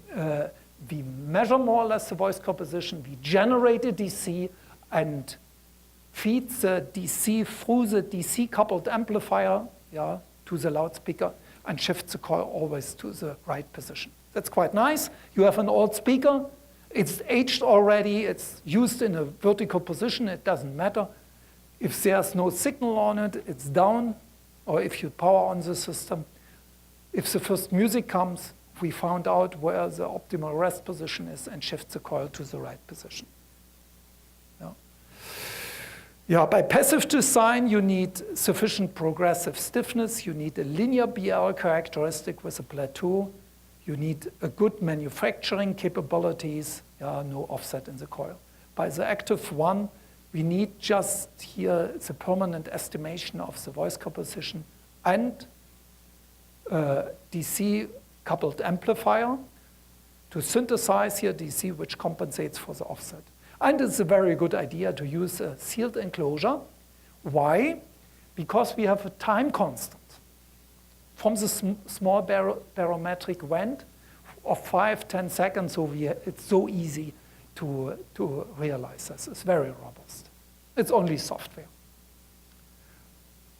So what means that? Think about in a sealed enclosure, we have already enough stiffness from the sealed air, no? Especially if this is a 1 liter box. So maybe we make the mechanical stiffness softer. In the old days, you would say, sorry, then your rest position is not guaranteed anymore, and the instability is a big issue. No problem. We get enough AC stiffness at higher frequencies, which is, by the way, more constant than the mechanical one. Yeah, think about influence of ambient temperature. The mechanical stiffness is changing, but the air stiffness is almost constant. Or changes not by 2 octaves, not by factor 16 or 9. So, okay, this is quite nice, coping with production variances, but we need an adaptive compensation. Or we can also use this, if this is open and the trunk is loaded in a car, we can cope with that. Okay, now let's come here to the maximum power handling, better cooling. Before we speak about the challenge, I would like to explain how the cooling mechanism in the driver is working. That's quite funny and interesting. Here is our current generating some heat in the resistance of the coil that flows, or this heat flows from the coil to the pole plate. Here is the pole plate. This is a critical resistance. That means the resistance is determined from more or less the size, the surface of the coil. If the surface is larger, and also the pole plate surface is also important. If it's also larger, so you have a lower resistance, a better transfer from the heat to the pole plate. Okay, but some of the heat goes into the air, especially if the velocity of the coil is high. Why? Because then the particle velocity of the air particles on the surface are also high, something like that. So then you have hot air in the gap, and now we wait for some big displacement to exchange the air with ambience. If you have only a 1 kilohertz tone, which might generate enough velocity on the surface, but you have no pumping effect, you have no exchange of air. So you need from sometimes a bass tone. And then you are pumping this to the ambience. Okay. If this, here you see it, now we are on the, here in the gap. If you seal that completely, what happens in a tweeter on a micro speaker, then you have a small problem, or the heat goes anyway back to the pole plate. And on the pole plate, we have another source of heat. It's also red here. That are the eddy currents. More or less the increase of the real part of your electrical impedance at higher frequencies. And that's dramatic. On an 18-inch woofer, if you apply a 1 kilohertz or 4 kilohertz tone, it's more heat comes via the eddy currents to the pole plates than to the voice coil. Why? Because the real part may be already 12 ohm, 18 ohm, or something like that. Yeah, now we are on the pole plate, and now it goes into the next capacitor. Here I haven't spoken about the capacitors. This is quite small. That's dictated by the mass of the coil. That's the mass here in this capacitor from the pole plate, and that's the mass of the magnet and the ambience. Yeah. And then it goes to the ambience. Okay, now two design choices here with a nice port in the pole piece. Yeah. If you put your finger on that, you see a very strong airflow. And here, another loudspeaker without such a vent. Here I just sealed this vent. And now I asked you, where is the cooling effect better? And where stays the voice coil temperature lower? With a vent, without vent? You? Yeah? Without the vent. Sealed, yeah? No? Okay. Here you see it. Here is the bypass factor in percent. It's a quite nice number, which describes how much power goes directly away from the coil. Maybe it's generated by eddy currents in the pole piece, or it's passing the coil by convection cooling. If it is open, you have only 10%, maximum 20% bypass factor at the resonance frequency. The velocity is very high here. That's not a lot. Why? Because if you move the dome up and down, most of the air below the dome will take this way here through the vent. And only a little bit of air is pressed through the gap. That's why the cooling is not so good. If you're sealing that, no air will take this path. All the air is pressed through the gap, and you end up really with 50% bypass factor, which is quite significant. You can apply twice the power while staying at the same voice coil temperature. Now the bad news. You cannot apply this to 18-inch drivers where the coil has a significant diameter, the dust cap is large. You have here, I don't know how much cubic centimeter of air is below the dust cap. Is a lot. You blow away your dust cap. So you need some ventilation here. Yeah? Just to avoid also, you get some nonlinear air compression, you get some air leakage here, air leakage noise, turbulences and something like that. So it's not possible. So that means the real solution would be to have a minimum size of the vent here in the pole piece, just to keep the pressure, the maximum sound pressure level here high enough, but still okay. And to use here the same thing as we see on the port, that we are generating a jet stream, that we are rectifying the AC volume velocity. This is not the solution, I have to tell you, not really. But you have to find it, and you can make a patent, I assume. So think about that. But this is only to illustrate this. You need an asymmetrical geometry, for sure, to get the rectification process. That's why this outlet here is different than the other one. Yeah? But you have to think about this and you have to try. But that would be perfect. Then you are always sucking. You can also build a valve here in it, but a mechanics solution is not a good idea. Or maybe a membrane or something like that. Think about that. You should realize that you have a little bit an unidirectional flow here through the gap. That would be nice. Then you would come easily to a 50% bypass factor. Yeah. To show you a little bit here, the DC airflow, which is just generated. This is I stopped this here.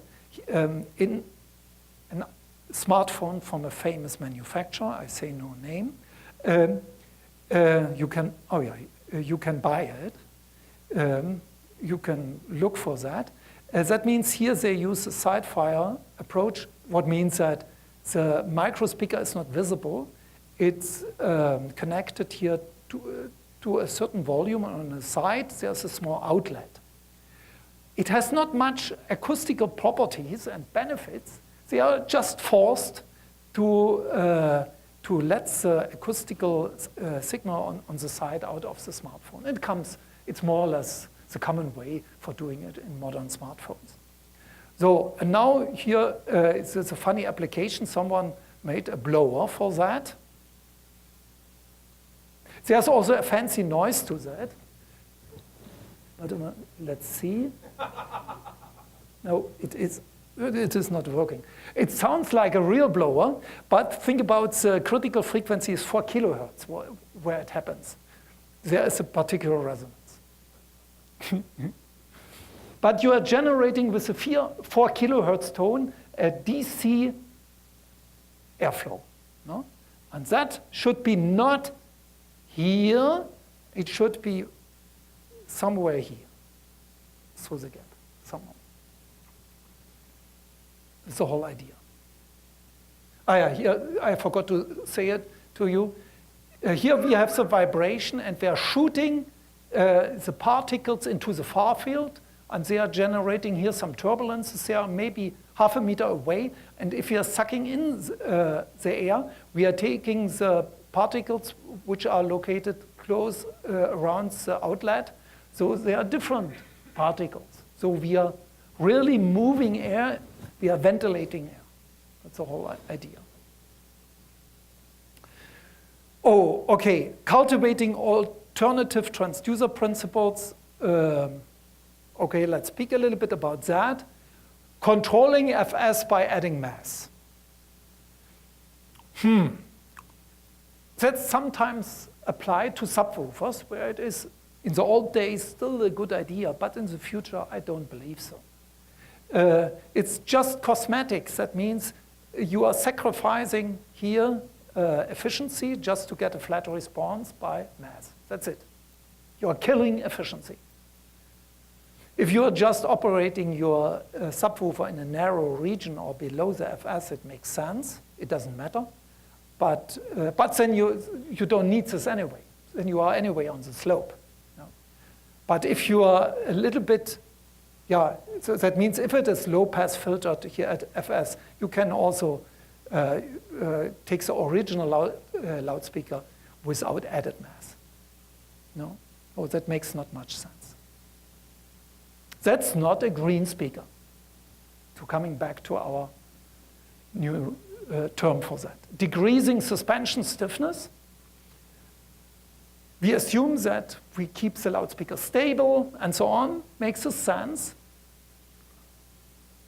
Yes, because we are increasing efficiency below FS. But we end up with a couple of new problems which we have. We need some nonlinear control for that. No, that's the whole idea. That goes again into the green speaker design.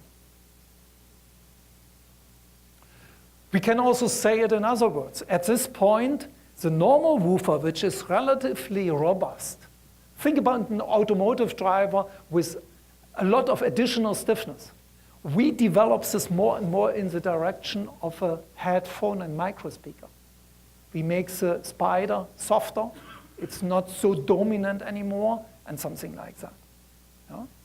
But maybe the microspeaker guys, they are really forced by solving the bottling problem and many other problems. We have for them a solution, then it can be also applied to some pro equipment and some other equipment. It's only a tendency. You know? It's not my idea and it's not my message to remove the spider from normal loudspeakers where you can use spiders. But maybe it's becoming less progressive and less stiff. Yeah, challenging in suspension design. You see, the suspension is actually one of the most challenging thing in loudspeakers. What are the critical examples? It's not automotive, it's not pro, it's not normal consumer high-end, it's really headphone, microspeaker, TV speakers. Yeah? What are the problems? The suspension centers the coil in the gaps. That's, we need a relatively high clearance to avoid voice coil rubbing. Yeah? Even if the coil is, we see it in some pictures very soon. The suspension determines the rest position of the coil. So maybe we get some coil offset problems. Here is no spider used, or the distance between the spider and the surround is small. That's flat speaker design. Yeah? We get some rocking mode and coil rubbing.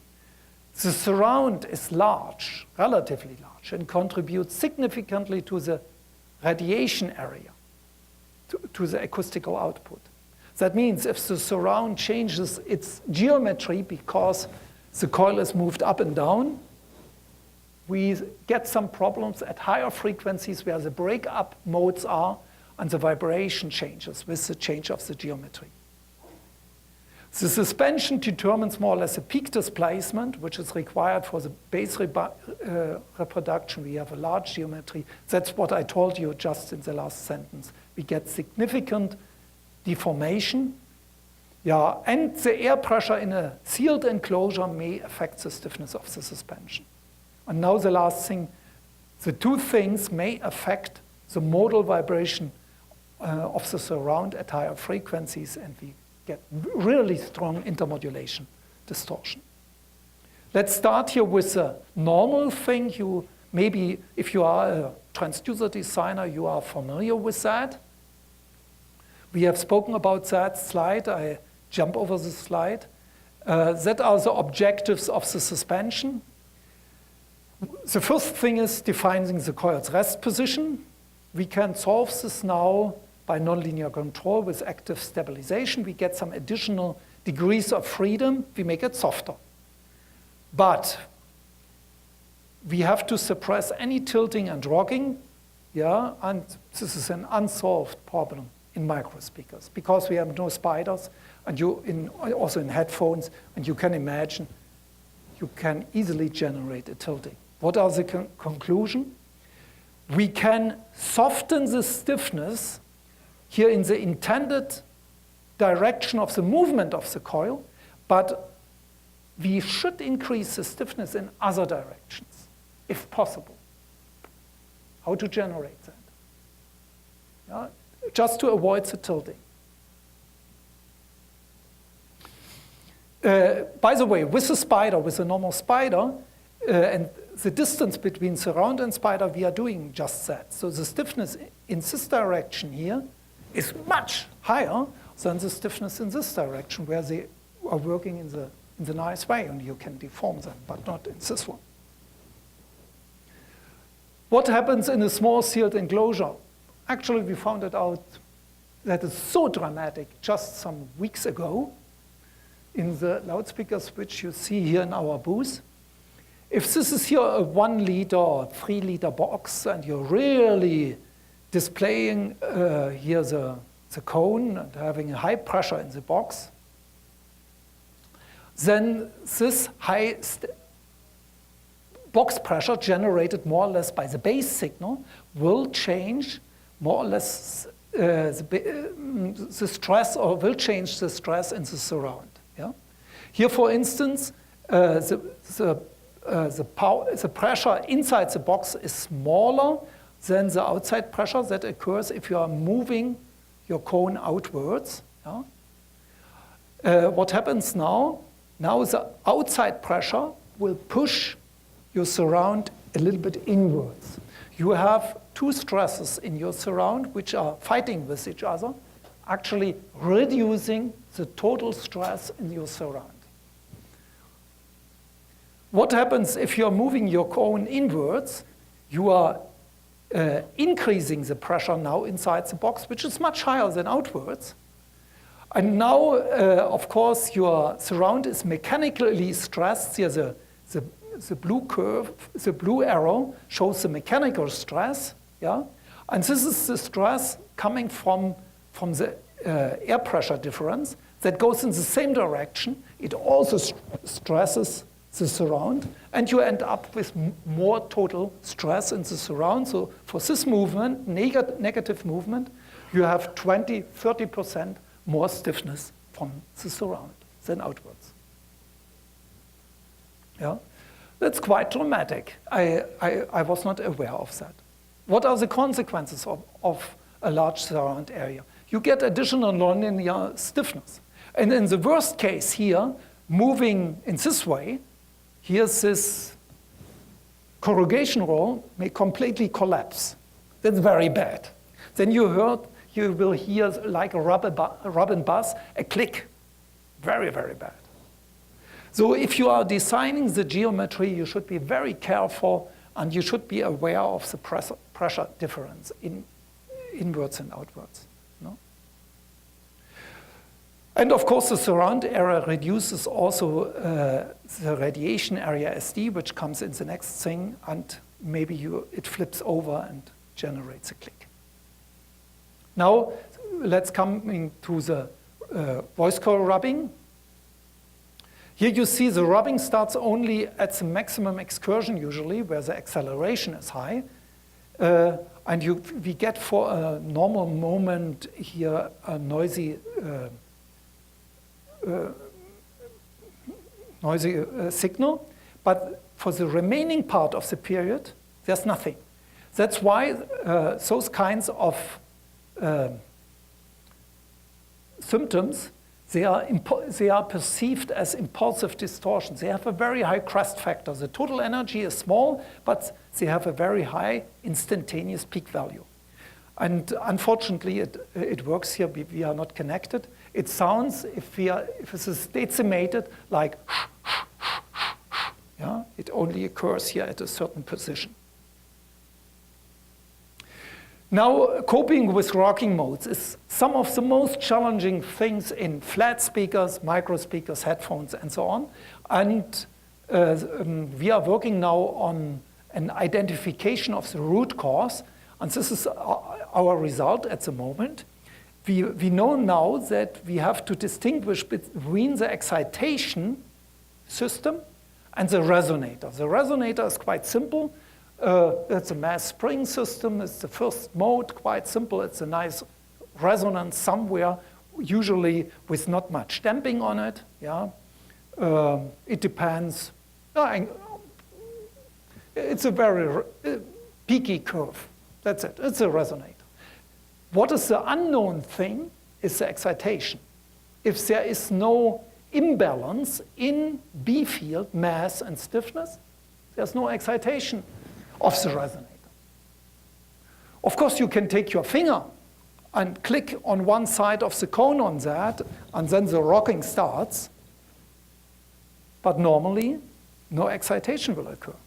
So we have to cope actually with the excitation terms. With the B field, that means we have to check that your geometry is symmetrical over the circumference, and the magnetization is homogeneous. Then the mass distribution is very important. Usually in a micro speaker, you have a small Litz wire connecting the coil. That makes a mass imbalance, and that generates actually the rocking mode or some other irregularities somewhere. And stiffness distribution. How is the stiffness here distributed over the circumference of the surround? Very critical. Our goal is actually to tell you at least what is the dominant factor here. Is this B, mass, or stiffness? That's in the small signal domain. In the large signal domain, you get another problem. Maybe you are familiar with that. If you have a large displacement and your surround is limiting on one side more than on the other one, you get a partial limiting and a limiting effect. Very dramatic, and then the rocking mode starts and rub and bust occurs. No? Yeah, okay. Next chapter is, or challenge in suspension design is the variation of the stiffness versus time. This is here a 100-hour power test. And here you see two speakers, how the stiffness is changing over time. The red curve is, I would say, a speaker which is more acceptable. It has almost the same break-in, but a stronger break-in effect, and then it's more stable for the remaining time. The blue curve has not a distinct break-in effect, but then a very long fatigue problem. No? So we should actually find materials which are stable of the remaining time. So that is a big challenge. How to measure that? We need a new measure to define the mechanical load. And the good idea is to use apparent power flowing in your suspension. Unfortunately, the force and the velocity, they are not in phase. It's a reactive element. And our reactive power is flowing into the suspension, stored as potential energy, and then released and supplied again to the mass, if you like, as a resonance frequency in the other side. So some power is always flowing in and out and in and out. If we are calculating, taking the absolute value from that, we have the apparent mechanical power, which is always positive.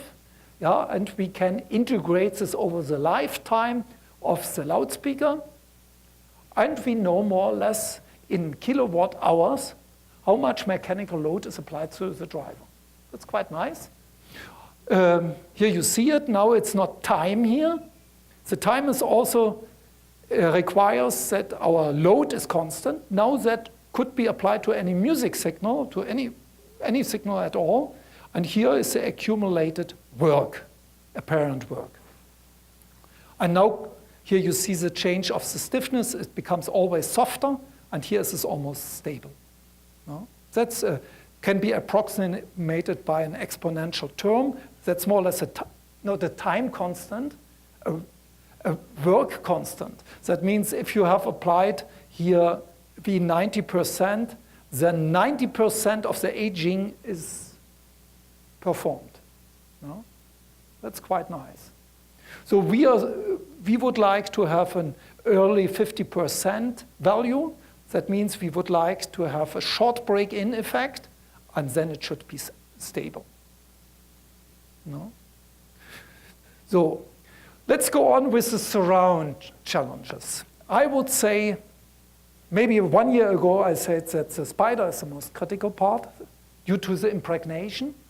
It's a dominant part in a normal woofer.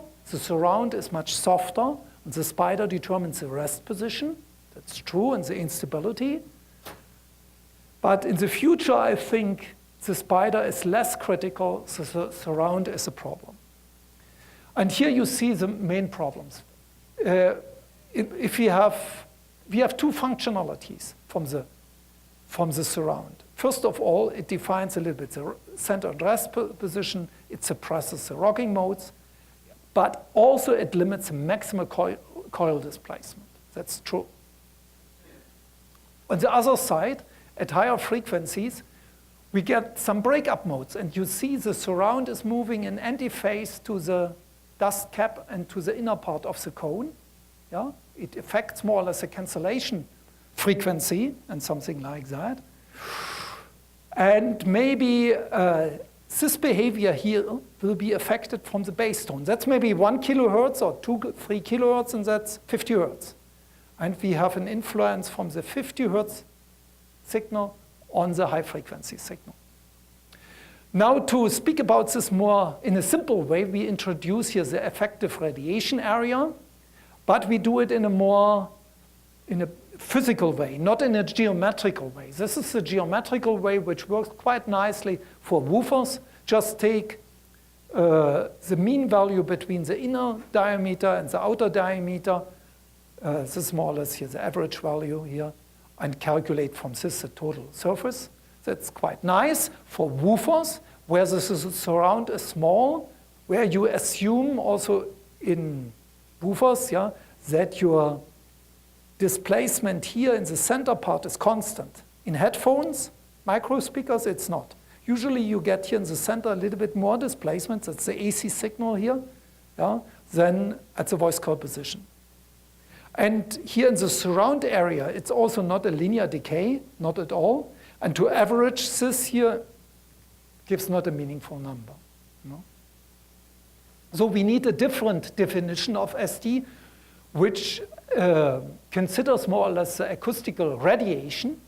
What means that our goal is to replace here the air volume in blue, here's this area, between the positive and negative displacement, and replaces by the air volume generated by a piston moved by a certain displacement X coil, or here velocity V coil. So that means if you multiply this to the left side V coil, this volume here is identical with the left side SD times V coil, also the displaced volume velocity by the piston, and that equals this complicated shape. Yeah, the mean coil value is calculated by just integrating or calculating the mean coil movement. That's quite simple. And we end up by an SD value which is frequency dependent, and we need this very much. Yeah? You will see, but if you are interested only in a single value, go to lower frequencies, to the resonance frequency, and read that. So it's here illustrated. That's here, oh, sorry. That's here the piston movement. Oh, no, that's 2 points. That's the total sound pressure output. That's the acoustical output. And here we see the displacement of the voice coil. Yeah? Here at the voice coil, we have a strange dip in it that may happen at breakup modes. If we are calculating from this SD, you see that here at this frequency, at 800 hertz, we have not much voice coil displacement, but we get a good output from the driver. That's why our SD is almost 10 times higher than at lower frequencies. But here, at 1 kilohertz, the output is almost zero. Why? We have enough coil displacement here at 1 kilohertz, here, but we have just our acoustical cancellation problem. So at this frequency, our SD disappears almost. And this complicated shape is represented here. So the SD is quite nice. That's the piston mode, here. Oh. And here we have our, sorry, maybe I was too quick. Oh no, it's not animated. Here we have our bending mode. This is quite nice to work with a frequency-dependent SD value. If you, for instance, if you have a headphone or something like that, that means your directivity pattern is relatively simple. Then you can immediately generate it. You can calculate your acoustical output just from the SD curve by lump parameter modeling, more or less. Yeah? So that's quite nice. Now comes our problem. We have some nonlinear breakup modes and the influence of the voice coil displacement. How can I illustrate this? Oh, sorry, here. That's the mode shape at the rest position. And here we have done a small trick with a small DC generated in an amplifier. We moved the coil, it's a micro speaker, it can only, the maximum peak displacement is 0.5 millimeter, so we moved the coil by 0.3 millimeter downwards, and now measured at, I think, 1 kilohertz here, the vibration pattern. And if you compare, here's the mode shape, it's already a little bit different. If we are moving this upwards, we get a completely different mode shape. Here the surround behaves completely different. And the critical thing is, in the center part, we are generating a positive displacement, a positive volume velocity, and here a negative one. You know? What means that? Our SD will be changed not only, or will not only vary versus frequency, it depends also on the displacement of the voice coil, or more or less from the base signal. If your base signal generates high peak displacement, moves the coil at higher frequencies, here at 1 kilohertz, also at 200 hertz here in the micro speaker, you have a different behavior. So that means the variation of the SD are easily 20–30%, but at certain frequencies, where the mode shape is changing, it might be also 100%. That explains why sometimes in automotive speaker, if you go to the surround resonance and you measure the intermodulation distortion, you get very high values.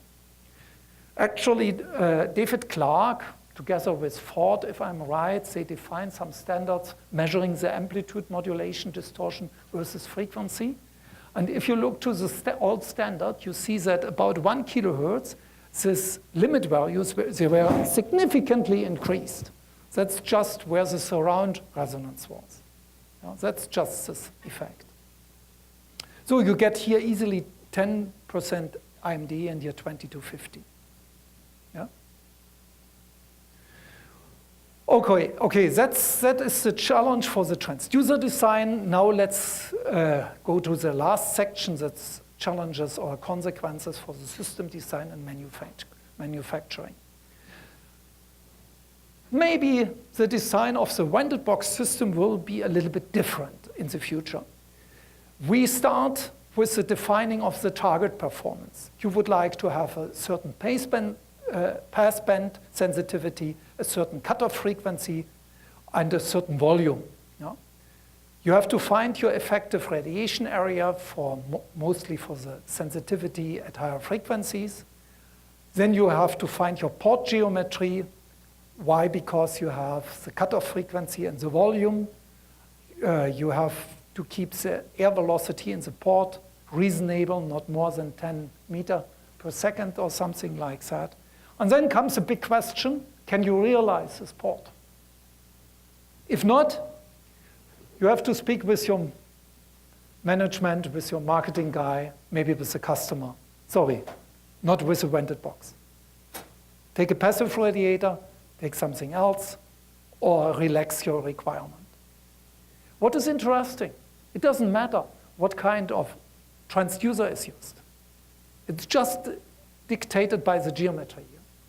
Now comes in, if it is realizable, you are searching for the transducer with this radiation area SD, with the passband sensitivity. That's important. SD, passband sensitivity. Yeah? You build your first prototype. You don't look for other parameters, not for small parameters, not for the BL. If you look for the highest sensitivity, for the highest efficiency, they did already the right job to increase the BL, to reduce the mass as much as they can. Then you build the prototype, maybe in a real way or by simulation. You do an electronic alignment of the system. I believe that all the alignment can be done electronically. Here to realize Butterworth, Chebyshev, and all the other T-small alignments. And then comes an interesting point. Can you realize the maximum peak displacement? Can you live with the input power? Can you, that's a driver more or less. Can you generate the peak voltage? That's more or less amplifier requirements. Is the coil temperature okay? Are the costs okay? No? If not, you have to change something. So design finished. All that can also be done a little bit by simulation. Yeah, what are the interesting challenges in the numerical simulation? We should work more with parameters. We have to think about the load, the enclosure. Of course, there is a crossover equalizer, here's a radiation condition and something like that. And then we have our physical model. We come here at the moment, we are using only a two-tone generator. We are working on applying music here. We are doing the numerical integration. This is a little bit sophisticated because you have a lot of, we have now 10 or 15 nonlinearities in it to solve that. And then you come up with the state variables. You see the temperature over time, also for music, maybe also over a long time, 8 hours. Our goal is that you come really with a set of CDs, put it into the simulation tool, 8 hours. You would like to simulate a long rock concert, and then you see, it's our goal in 10 minutes, the temperature over the 8 hours, and you can select the most critical time for simulation. And then you can apply some FFT analysis. So this is based on lump parameter modeling, large signal performing as it simplifies the comparison to the measurement, and it's good for the root cause analysis. Enclosure design, what will change? Most important is that from the drive unit, we get the vibration data quite easily. From a mechanical scanning process, you get the geometry, and there are already some not expensive boundary element programs available, or more expensive finite element program.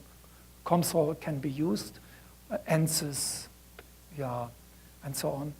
And you can calculate from that all the output, the velocity in the port, if you like, and air noise, and also the air load. Here, that's more or less the load for the motor. Here an example, that's here ABAC for Jörg Panzer. Here already imported our scanning data and combines this with the geometry of the box. That's not an expensive thing. Okay, what limits now the sound pressure output? That's quite interesting. Here is in 1 minute a long-term measurement that's similar to the old one which I have shown to you, with all the thermal and nonlinear limiting effects. 1 minute on, 1 minute off. And if you apply only a very, very short signal, think about a movie, there's an explosion or some other effects. Yeah? And you have to shock the people for some effects. Above 100 hertz, 200 hertz, absolutely no problem to realize this with a very, very small speaker, yeah, for a short moment.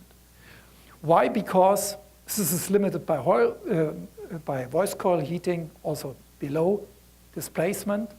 And this is here limited by acceleration.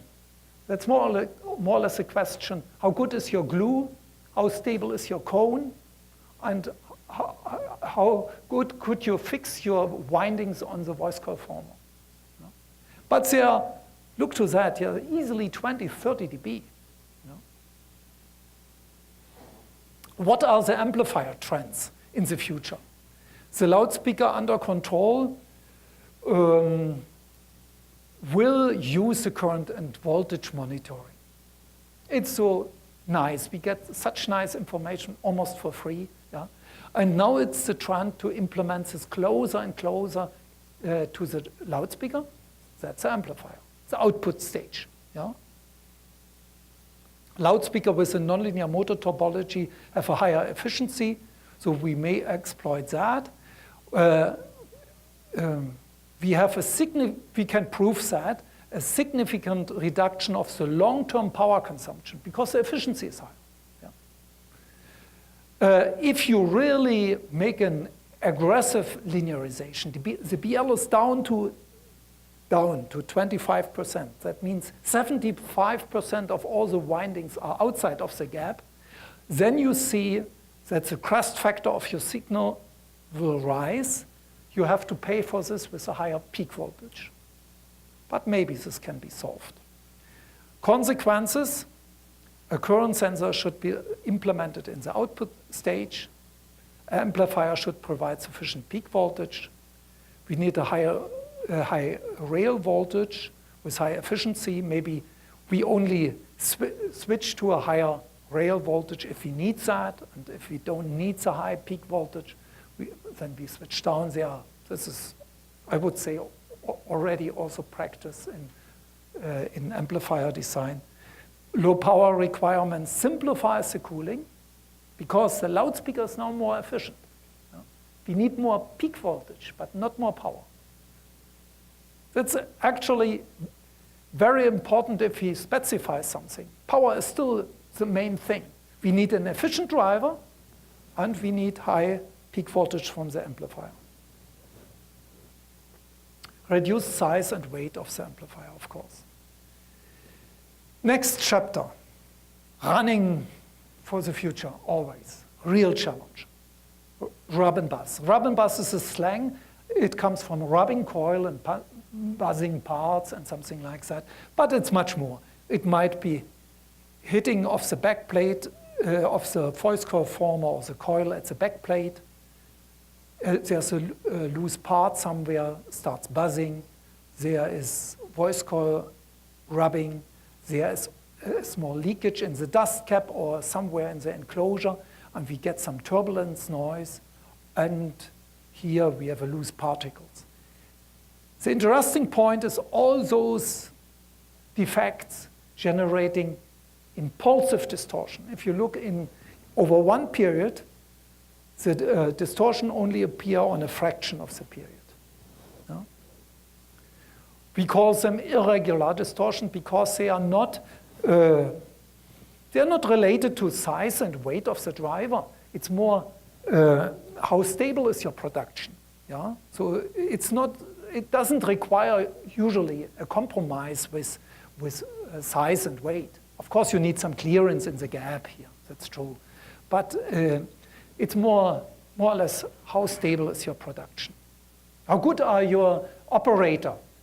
Or how good is the communication between QC and R&D development to fix problems when a new product leaves the development and is transferred to production?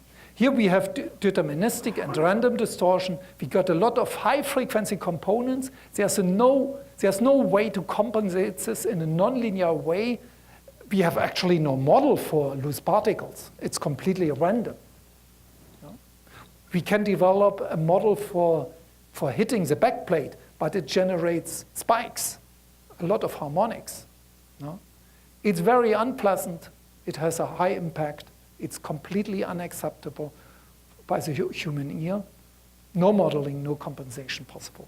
The only thing we can do with the control is to keep with a good protection system, keeping the voice coil always a little bit away from the backplate, having stable conditions in the driver. Yeah, sorry, we have to jump over that because that makes not sense. It's always spiky. Here we get our click. The interesting thing is here the audible signals. That's here a leakage. That sounds like a steam engine. Yeah? And loose particles, click, click, click, something like that. If you would like to hear it, you can hear it here on our booth. No? Nobody knows when the bouncing occurs here on the cone. And here you see the spectrum, only to convince you that it's not possible to compensate for that. The harmonics you could theoretically, they are deterministic, but they are too many. And we need a higher order system. Yeah? And we We need a black box approach and not a gray approach. And here this is noise, no chance. No? Okay. No, that's here about the measurement. I keep it a little bit shorter. But you see, the measurement and detection of rub and buzz is still a challenging thing. It's very important for manufacturing. That decides finally about the quality of a product. It's a voice call offset usually is acceptable if not bottoming occurs in microspeakers. Yeah? So that means the voice call stabilization and voice call detection is mainly to have the full working range of your voice coil and avoid bottoming or something like that. Here you see the time domain analysis is more important than the amplitude spectrum. Why? If we exploit also the phase information, we can in the time domain reconstruct our peak. And the peak is usually easily 5 times higher, 10 times higher than the normal RMS value. That's why we call all those kinds of defects, or they are generating peaky distortions. And the crest factor is a very nice criterion.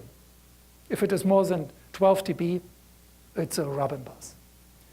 Yeah, and all this analysis goes actually not only measuring or finding the bad units and throw the bad units away in the garbage bin. No, to fix the root cause and to know about the process. And you will never find a textbook about the root causes of loudspeaker defects. Maybe the expert is your QC engineer and maybe a little bit the R&D engineer, but usually if the R&D engineer goes to the QC line, he will not hear the rub and buzz as good as the operator. Maybe a good operator knows already more about some problems than the developer of the product. That happens. You know? Or in small companies where I have seen this in Norway and in Germany, where very old, good operators, they know a lot about the practical things and the problems in the driver. No? And this knowledge actually should be collected in the companies. That's the whole thing. It's very important in China. Some operators leaving the company, usually every year at Chinese New Year, and then you are training new ones. But this is the important thing. What to do when you find a buzzing? You have a glue dispensing problem and so on, or coil rubbing. It's a mass distribution on the cone. You have to speak with your supplier or improve your quality inspection. Air leakage, there should be a leak somewhere. Let's search for that. Loose particles, we are not so clean in our production. No? So the point is actually how can we integrate this in our production thing. So the production nowadays is mostly distinguishing or classifying pass-fail. And maybe we are collecting from the pass unit golden reference loudspeakers and keep them. Okay, but we get here already a lot of information from our measurement, a lot of features. But we don't know the root cause. But we have here the bad units, and the bad units are valuable. We should not immediately throw them into the garbage bin. We have to bring them to an inspection place. Or actually, first of all, we need a prototype selection because maybe we have too many bad units. And we would like not to have or to investigate one unit which has only a minor effect. We would like to have the worst case good prototype. That's the best thing for inspection. And then maybe this is done by the operator or by the R&D engineer. We find out the physical cause. He takes his knife, kills this driver, do some measurement. And if he found the problem, he gives it a name, maybe in English, German, Chinese. And the name and the features, they are going into the knowledge base and used for online classification. A very important tool here in this step is the clustering, which gets all the features and detects here automatically the prototypes and the clusters and so on. We cannot speak about this in the details. That's a formal statistical analysis, and for that we need the eyes and the intuition of the operator. And if this is in the knowledge base, it goes directly onto the online diagnostics, and then you get not only the pass-fail information, you get also your root cause. That's the whole idea.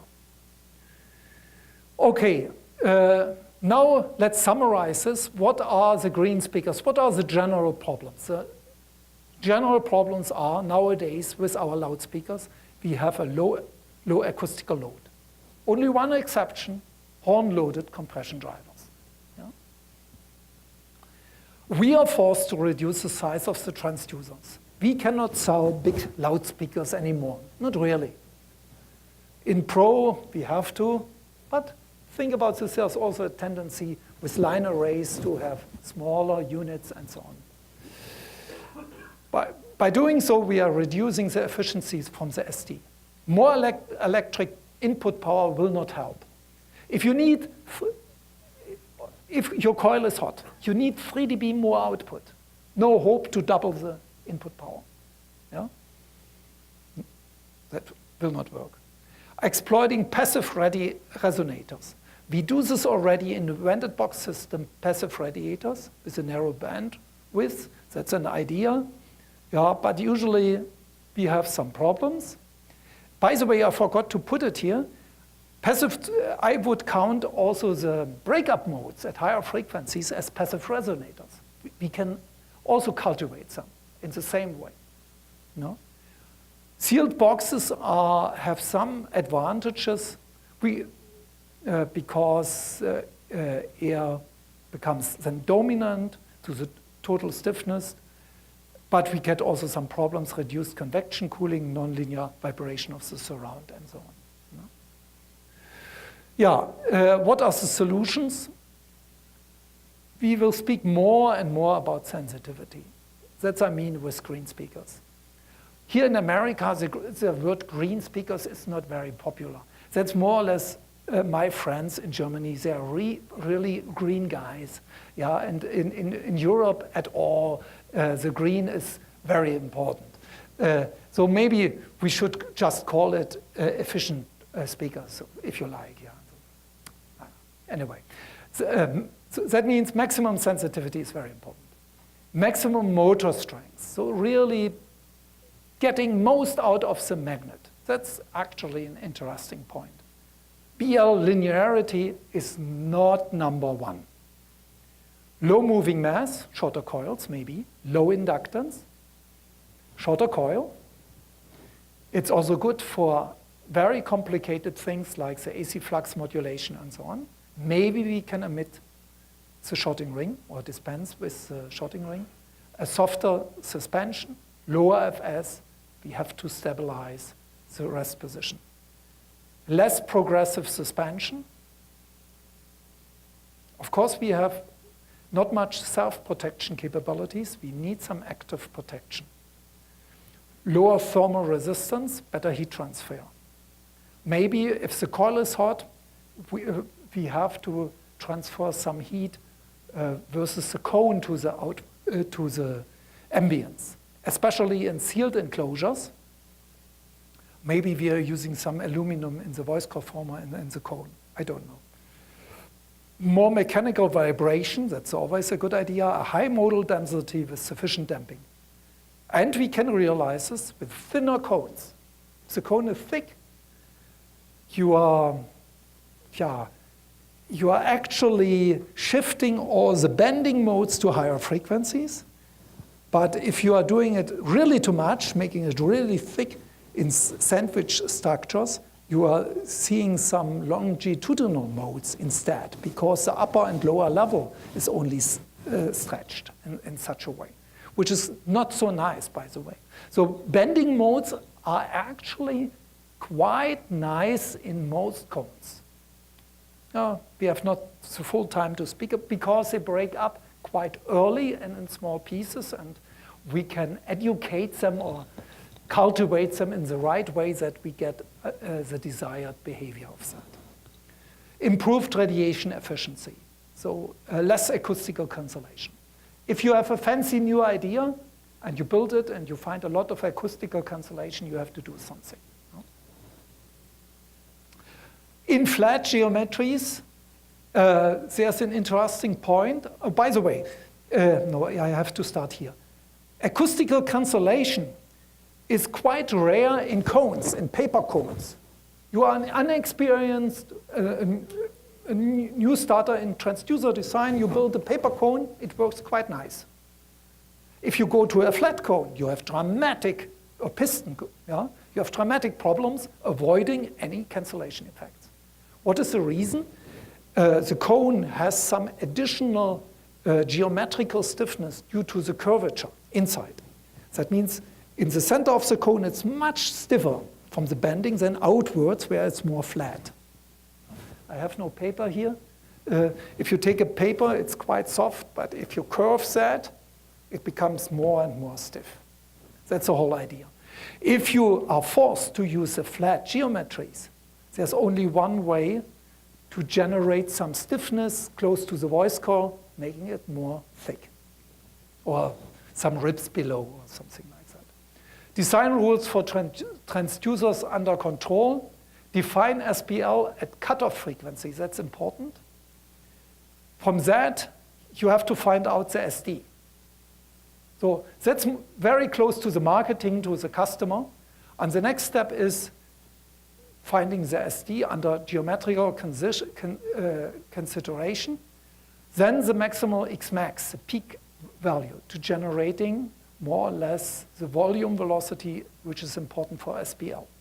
Then you have your X peak. Then you get 2 times X peak is more or less the voice call height. Then you have more or less 50%. That gives approximately 25% intermodulation distortion. And then you can easily fix with linearization. The gap depths should be 70 to 90% from the voice call height. Yeah, and then you are thinking about the suspension capabilities, no limiting, very important. Or you need a protection system, low asymmetry, low progressivity, and so on.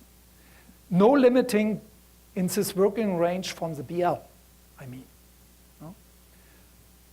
So maybe the driver is not stable, but we can stabilize that. Select a rigid and stiff membrane material, very important in small enclosures. A robust suspension against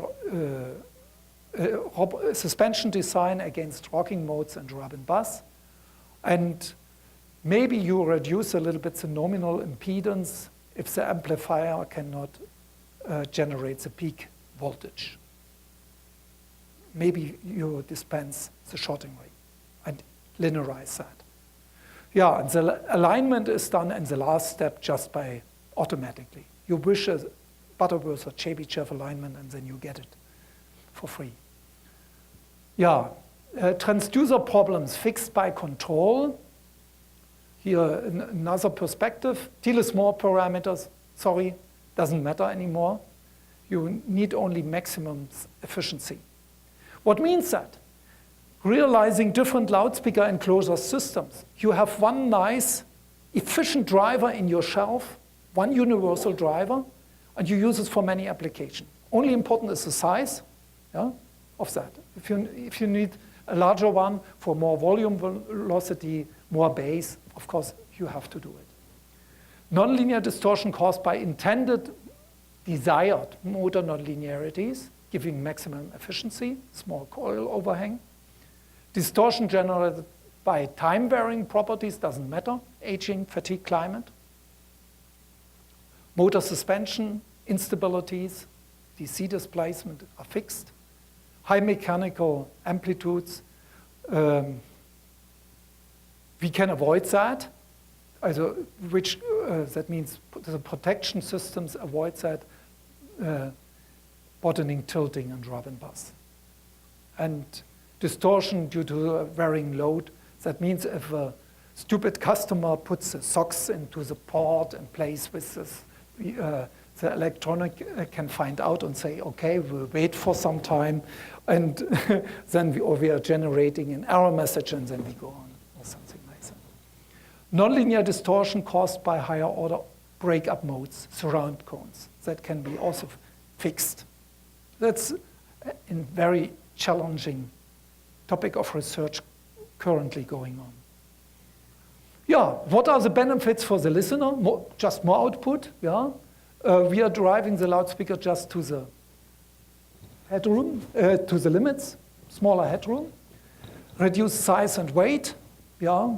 Exploiting all the material resources, better sound quality, avoiding and compensating for excessive distortion, increased efficiency, less heat, maybe quite interesting, full robustness, you cannot kill the speaker anymore, not by the signal, only with a knife, constant performance over time, compensating for fatigue, aging, climate, gravity, online diagnostics. No? What is the benefit for the transducer manufacturer? Just reducing cost, like from the magnet, new degrees of freedom. He will focus on maximum efficiency, reduced number of loudspeaker types. Yeah, they are changed virtually. Fixing design errors. Yeah, some of them can be corrected. Here, like voice call offset by the control. Compensation of product variances. You have a new supplier of the suspension. He has provides material with different properties. Doesn't matter. By the way, the resonance frequency will not matter so much anymore. Okay, your compliance is different. No, that's not important. Important is that you have no rub and bus. We have to explain this car manufacturer, by the way. Resonance frequency is not really important. Some years ago, some loudspeaker engineers tell me, sorry, resonance frequency. This driver on the table, I know the range of the resonance frequency from that. I can tell you. I see it with my eyes, or at least I put my finger on it. And then I know very well if I change the climate conditions, it might happen that the resonance is beyond this dramatically. Okay, loudspeaker diagnostic simplifies service and maintenance. What means that? You send your first prototype loudspeaker to the customer, and from the digital control, he sends you some nice measurement from the online application of the driver. Then you know, I have some long time problems with my suspension and something like that. That's possible. That's more or less related to the feedback. You get some diagnostic, maybe you get the feedback in a car after 2 years. That's possible. What are the benefits for the loudspeaker system design? More flexibility and reduced cost. Again, fixing design errors, shorter development time by automatic alignment, more diagnostics to simplify the selection of the transducers, feedback from the real-time application, from the customer. Yeah? Higher performance in echo cancellation and active noise control, where the nonlinear distortions are really a problem. No latency in the transferred signal, avoiding an overload, and so on. So that's it.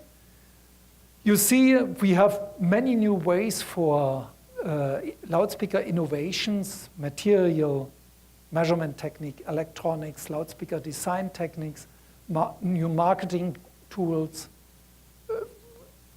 like listening tests and something like that, to finding just the right specifications.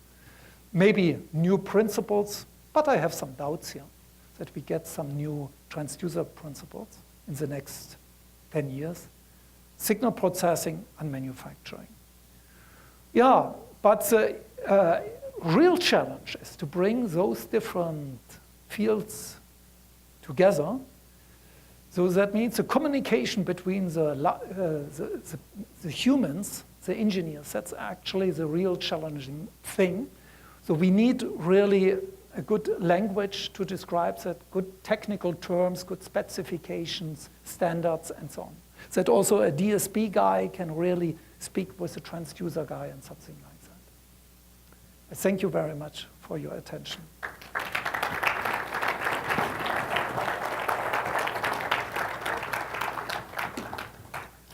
If you like, we have some time for some questions. We have also a microphone here. Then I switch off my personal one.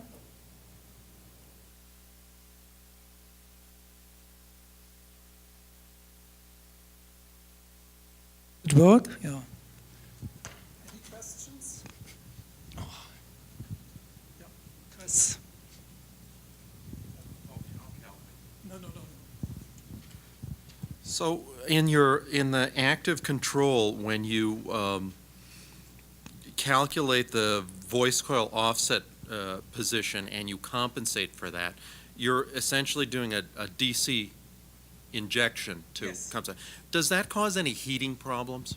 No, not really. Why? Or you can see it over there.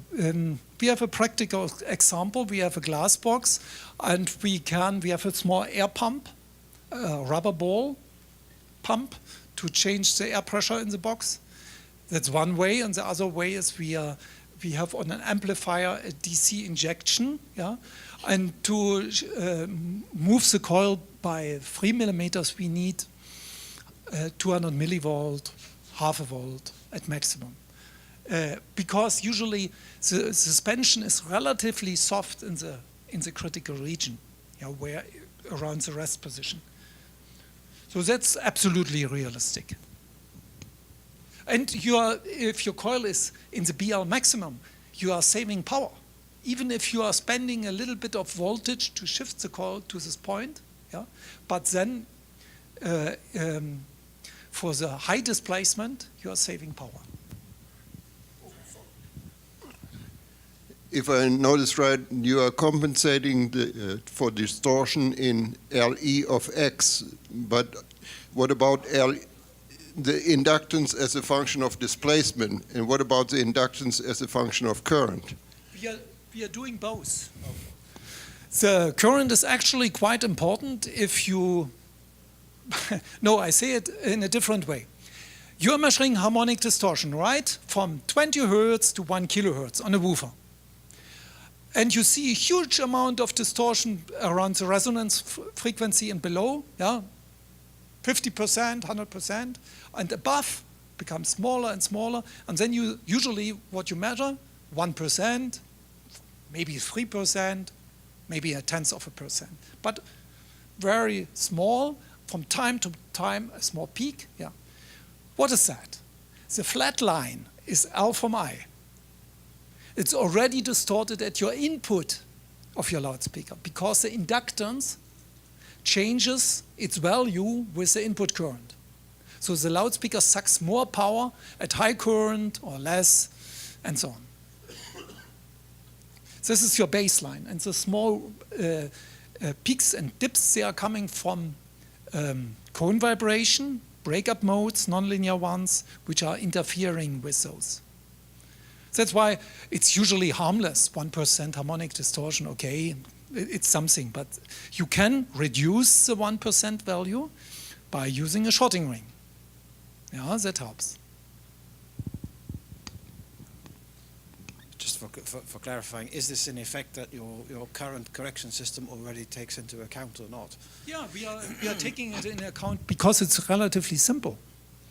But it's important, it's a broadband mechanism because the inductance is varying with current, and current is a broadband signal. Yeah? And then to come to the magnetic flux, we are multiplying L from I again with I. So we have only in the multiplication, in the nonlinear processing, we have only currents in it, only current. But fortunately, this value is in your drivers very small. only in very automotive aftermarket application, you have maybe 3 millihenry stuff, something like that, then it might be dramatic. In automotive, it's also not you make such a nice design, a normal one for reasonable length of the voice coil and something like that. So it's absolutely in the green region. No? But if you think that a large, big coil gives you a good BL, a flat BL, and everything is done, then you have a huge alpha mile. Maybe also 10% distortion. Okay, other questions?